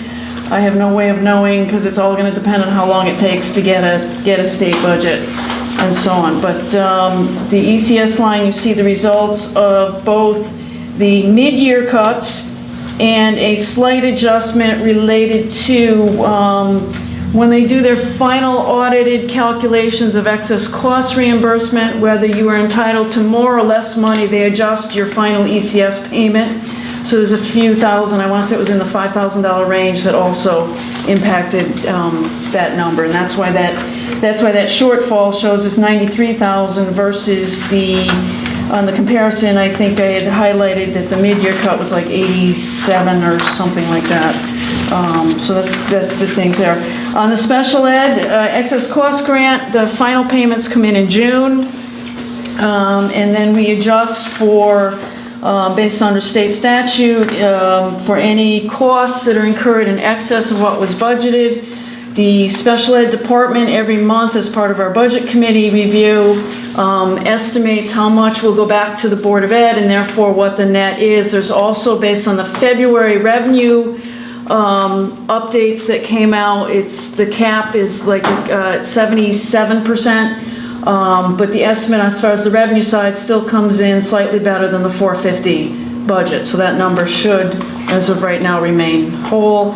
And you've heard all about how well we did in building permits throughout the last, I don't know, 6 months. I think we've been talking positively about the building permit numbers. So that's kind of the only things I was going to highlight,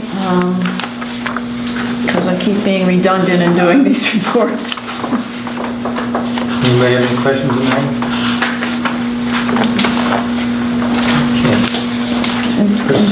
First selectman, we got one transfer.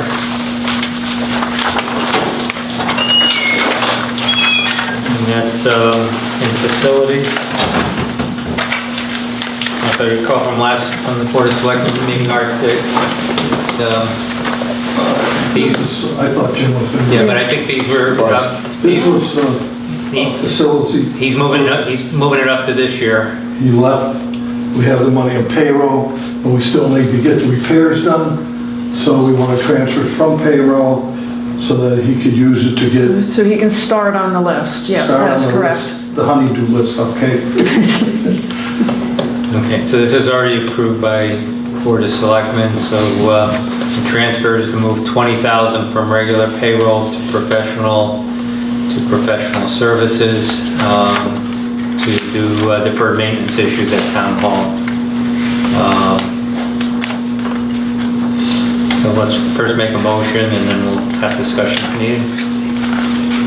I'll move the transfer of $20,000. Do we have a second? I'll second. Okay, discussion, questions?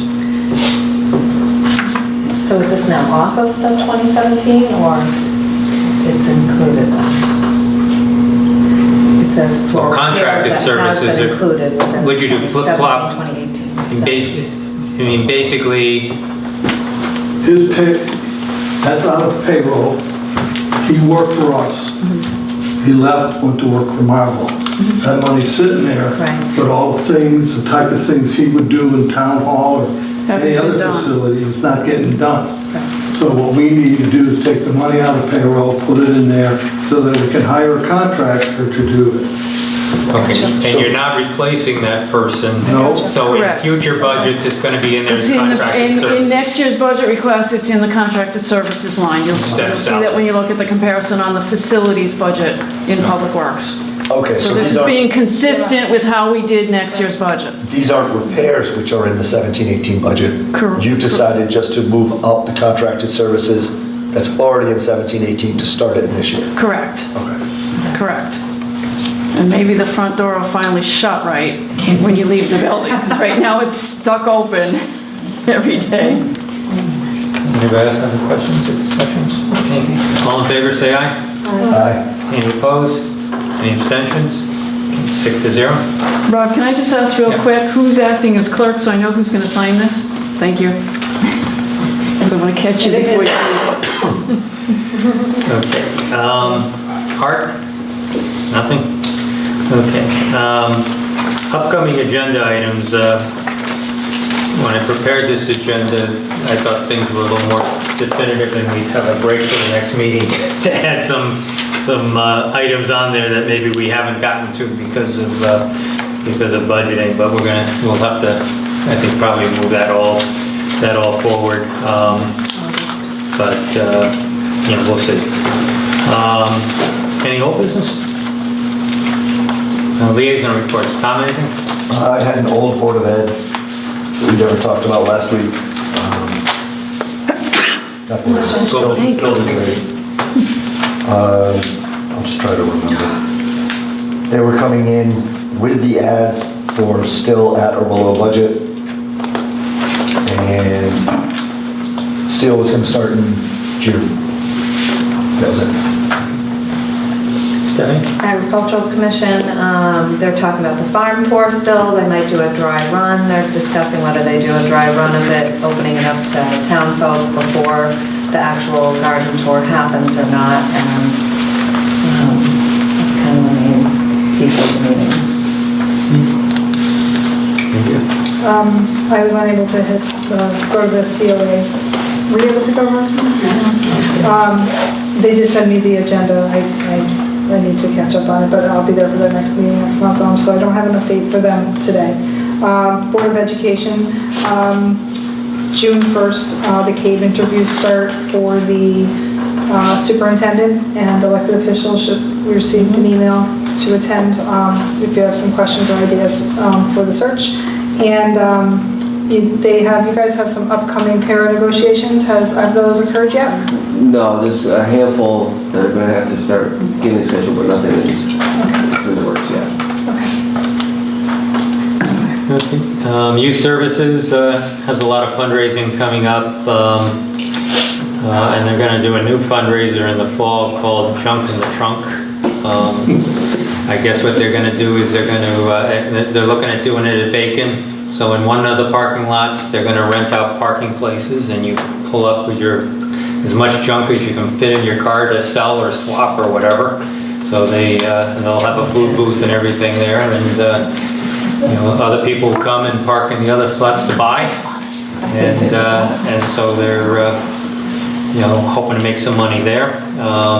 They have some leftover T-shirts lots of leftover T-shirts from several years ago with their tie-dye that originally was real successful, and then so they're going to do that at a number of different events simply because they have the shirts, and they're going to raise some money there. Building committee last week, steel is still on schedule for June 1st, they said. The slab is supposed to be laid the 19th, which I guess is coming up soon. That's a set. Friday. That's Friday. So Friday they're supposed to do the slab. They do need, and I know Ron's working on this, the legislation that was passed for the gymnasium reimbursement, which we didn't count on, got approved, but they left some language out of it. So they have to do I think the latest I heard is they're doing a technical correction to try to fix that. Have you heard anything since then? No, last I knew they were researching the process to do that. Yeah, so basically all the drafts and everything had the language in, and then whoever wrote up the final, it got left out. So, but they're even if that money didn't come in, they're still under budget on the project. The Board of Selectmen meeting, they approved charging out-of-town residents for notary, which was part of Gail's proposal. Don't get excited because I think it only raises about $480. It's about $480 of revenue. Most of the money wasn't going to charge town residents, was a couple thousand, but just with the out-of-town, it's less than $500. And then I went to C3 meeting on Friday. They presented their budget to their board for next year, as well as an evaluation of where they are in different programs that they have to meet their stated objectives. They have cut back staffing based on the fact that they've lost some grant funding, and they had submitted requested increases to both Board of Ed and the town. Art had taken the increase out early, and I think Board of Ed also, they took the increase out. So they needed to make some budget adjustments and they've been doing a lot of fundraising to raise extra. Andreas? At a EDC meeting, potential auto parts business coming in at Linwood Avenue, and apparently 99 Restaurant is interested in coming into Colchester. Look at Art's face. Yeah, I don't think was that from your... Ask Randy then, he brought it up. So Go get him, Mark. let's go, because I'm hungry right now, Art. Let's go. Not so much. That was my request, that doesn't mean we did it. I can live at 99. Fire department, just two quick things. The smoke detector program I mentioned last week has got later in the year, and the paramedic project continues, and they'll come sometime during the summer. Citizen comments? Mary? I can't believe it. Is this 2017? Have you all taken advanced calculus classes? Where are the 100 voices? The 50 clappers for Mr. Kane? They didn't hear that 600 people in our town, and I slipped. I said family. Colchester is family. 400 people can't pay their tax bills on their vehicles. Those are generally not too big. 129 families have tax liens put on their houses this month by Michelle. How much are we spending on those lawyers? How much do we pay tax out of our tax money to the state marshal to put those liens on the houses? How much are we paying to the credit collectors? I love Michelle, I think she's great, but I'm sorry, I voted for her raise so that she would keep all of that in town. I supported the fact that she wanted more people working in her office because I wanted these things kept in town, the Colchester way, where we use compassion. We're not using compassion. We are farming out everything as though we're a corporation. You're back to the corporation of the town of Colchester, and I don't buy it, because for your 100 people, your 100 voices that clapped here, simultaneously, I just found 600 that are going to clap the other way. And beyond those 600 are probably 1,200 that always vote no, not because we don't like it, but because we do math and we balance our own budgets. That's why people vote no. Some of the richest people in this town became wealthy because they voted no. Some of the people in this town that push people's taxes up vote no behind the scenes, and then they buy up foreclosed houses. Is that appropriate? Is that what you're all doing? You're really falling for this theater that we do every single year? You call up excellent, you tweet the parents, you get them out, and you get them to say the same old things, and you fall for it? Listen, guys, Detroit is declaring bankruptcy. Everybody who has a pension fund with any portion in Detroit might be a problem. It's all over NPR and News Radio NEA today. If Detroit is doing it, Connecticut is right behind, because Detroit had big money behind it. We don't have that big money behind us anymore. All the CEOs are leaving. We're not influencing the SEC like we used to.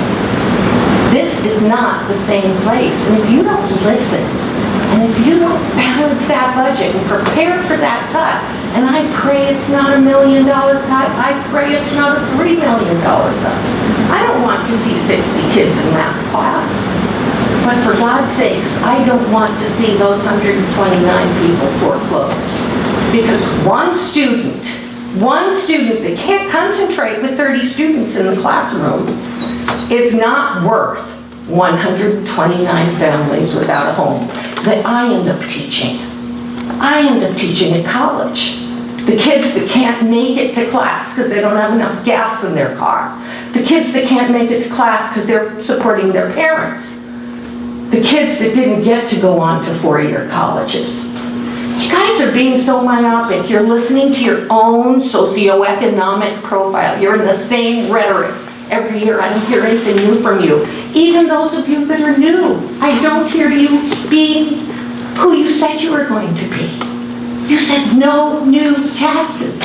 So you need to look at this budget and you just need to say, what if the governor cuts $1 million? What if he cuts $3 million? And how do we not raise people's taxes? That's what you need to do. And frankly, if we do have to pay the pensions for the teachers, do what East Hampton, do what Salem, do what every other intelligent town is doing. They have a third little question on the budget. Are you agreeing to the 1.2 contingency fund, of the 1.2 million contingency fund we may have to pay to the statewide pension fund? And that is therefore, you take that money out, you isolate it. And therefore it's there, it's approved, and it doesn't require cutting sports, cutting math, and doing all this stuff that's nonsense. I'm happy that you went over that list and you saw those expenses that you were concerned about, that you mentioned that Deanna had also looked at. $23,000 in hotel bills and travel. $5,000 sojourn so that some teacher can see what it's like somewhere else. Whether those are grant monies or tax monies, I don't care, it's our money, we paid it. It comes from our tax bills. And when there's 129 families that can't pay their property taxes, that negates everything that was said in this room tonight. When I moved into Colchester, one family had declared foreclosure in 1973. That was what sold us on Colchester. I have educated 43 classes K through 12 in Colchester. I have never put a child into the school system. I've paid for children in private school systems. And I've paid for every public school system for the last 43 years. The only year that I got away with one was my first year, and I only paid that 1 year for that class, but I have paid for every subsequent class. And I, just like about 3,000 other people in town, have the same experience. We think you're spendthrifts, and we think you don't listen to us, and we think you mock us. We think you condescend. We think that you don't take it seriously. And it's no longer an emotional issue. It is math. If you can't do the math, I'm not impressed. If you don't know your numbers at the top of your head, and you're tossing out 500, 400, 300 like we're on TV, it's silly. This is $1.2 million. And you need to grow up. And you need to stop it. Okay, and you need to have zero. You're welcome. Deanna? First of all, I want to thank the board. I know that these things aren't easy. I'm disappointed that you ended up at 250. I think you're making a mistake. I think that I, in some respects, agree with Mary. There's a lot of people in this town that are hurting. And you did talk about the renters. Thank you for mentioning that. These type of increases, up where I live, the rent went up 12%. We also just saw another 1.5% in the water rates. When you're in the borough, you pay those little things that maybe people that are further out don't. And those tax increases end up equalizing a rent increase, probably about $50 a month, which will equal about $600 a year for a family that's living in a 3-bedroom, about $500 for a family in a 2-bedroom. So I'm glad at least that you brought that up, and I keep that in your mindset. That just because people have kids in school, or just because people don't have kids in school, I meant to say, doesn't mean that we don't support education. I looked through that budget. I heard a lot of people in this room tonight stand up and say they support the budget, but they don't look at the numbers. They didn't look at the fact that we pay somebody $750 a year to drive a deposit from Bacon to town. That should infuriate anybody when we're talking about cutting the tennis program at about $1,500. Another thing that I wanted to point out is I listened to teachers talk about math class sizes, and class sizes are getting big. Well, we're hearing from the Board of Ed that we have plenty of room in this school. Take in more kids from Norwich. As someone who's looked at some of the data of kids coming in from Norwich, these tend to be kids that might be needing those remedial classes. So are we making a mistake there and using our resources for outside kids when we have our own kids that are now suffering from large class sizes? And if that is the case, then maybe the Board of Ed needs to go back and look at that. And then lastly, I'm perplexed because I came to the last meeting and there were no parents, and we've talked about the budget schedule ad nauseum with the help of the town clerk, the town register, the tax collector, Maggie. Everybody in the room talked about pushing it out as far as we could. Everyone on that board agreed. Everyone on the board agreed. And then I miss a meeting which somehow ends up being a public hearing, and the whole entire schedule has changed.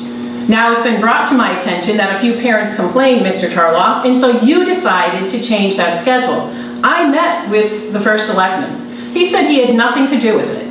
He said it was between Tarloff and Goldstein. Quote, you can quote him there. That's exactly what he told me. So what drove the change? Now we're struggling to put something together, and we have, like you said, 3 plans at the state capitol. We don't know which way they're going. We thought time was on our side to gather the most information to put out the best budget forward to the citizens of this town. And we changed. Our charter calls for 2 public hearings on the budget. Your public hearing back in February doesn't count as a public hearing because there's been no motion to send it to public hearing.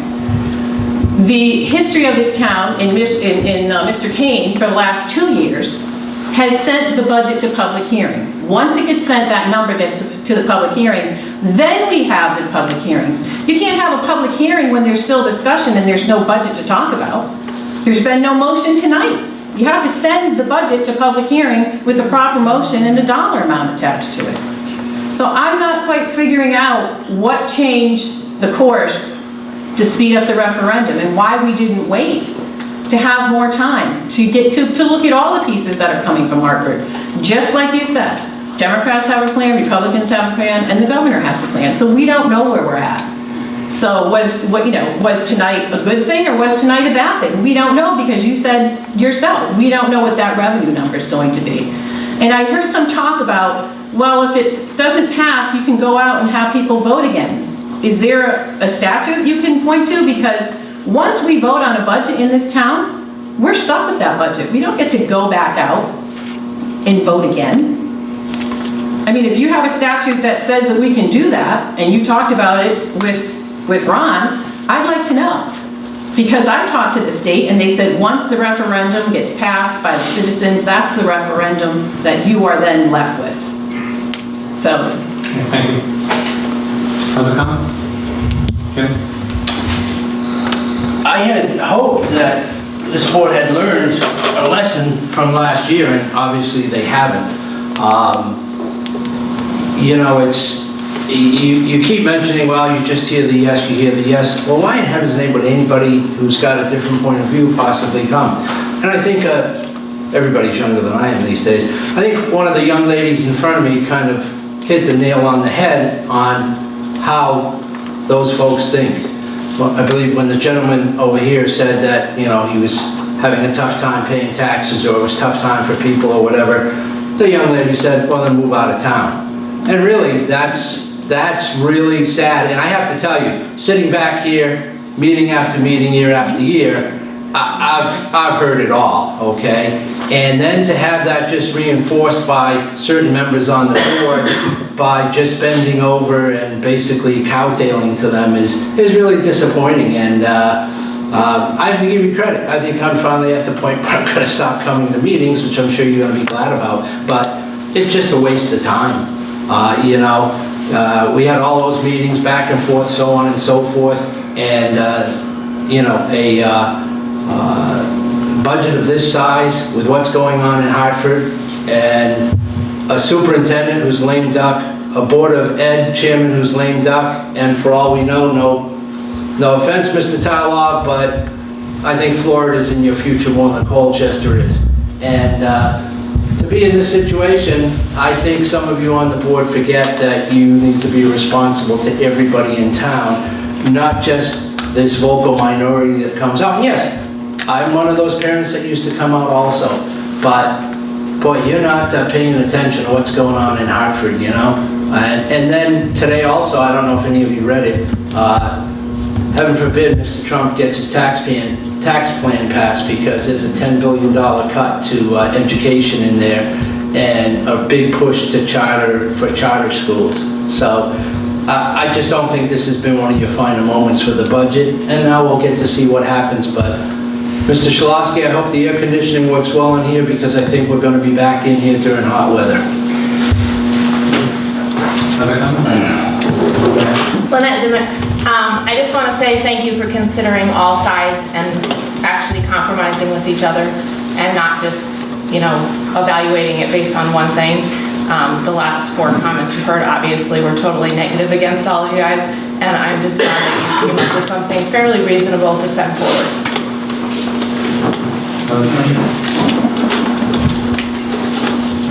In the back, and then Mike.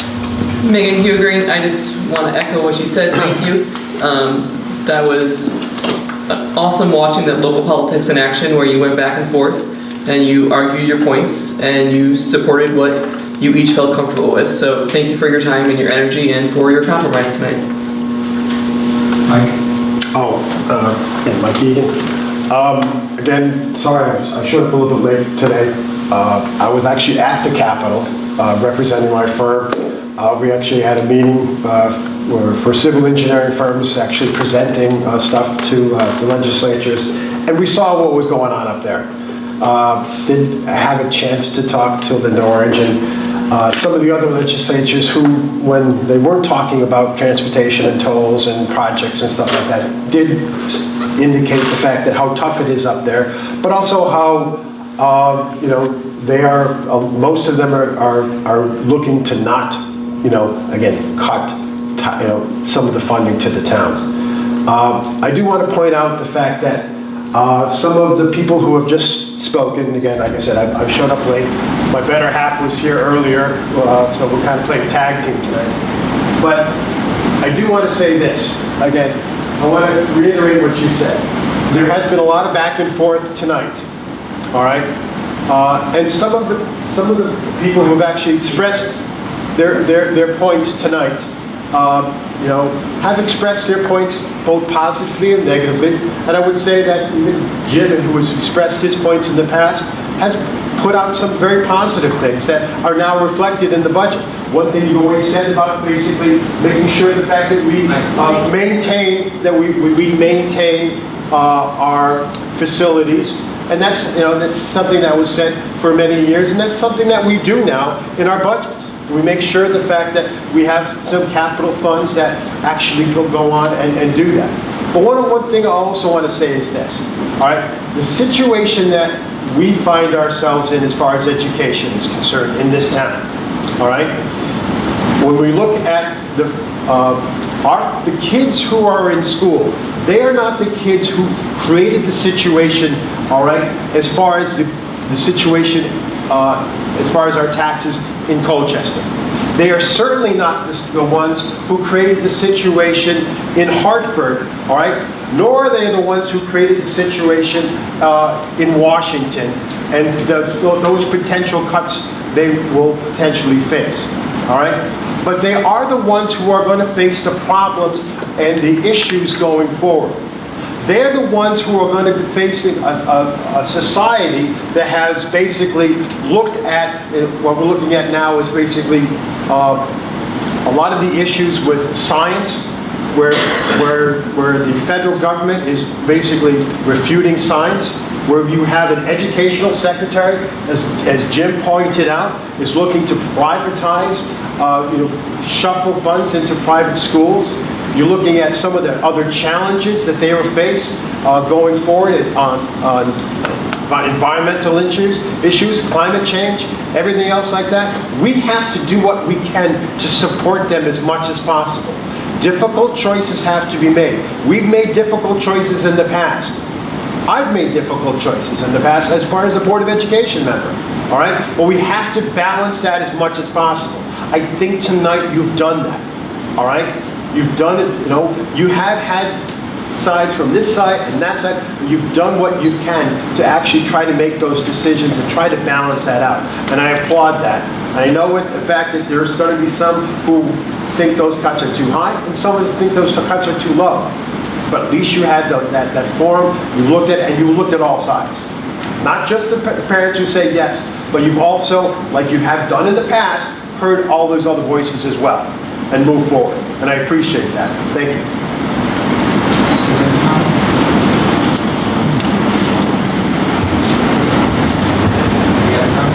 I do have a comment. I just, Very quickly, because we said at the beginning of the meeting, only one comment. And 3 minutes per, you were way over 3 minutes. Go ahead.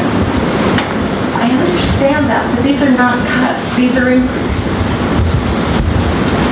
We have never cut the budget in Colchester since, I think we built the first new Bacon Academy. And we went up in arms and we had 8 referenda and knocked the budget down until the Board of Finance cut it. That's the last time we cut, but it was a very similar situation.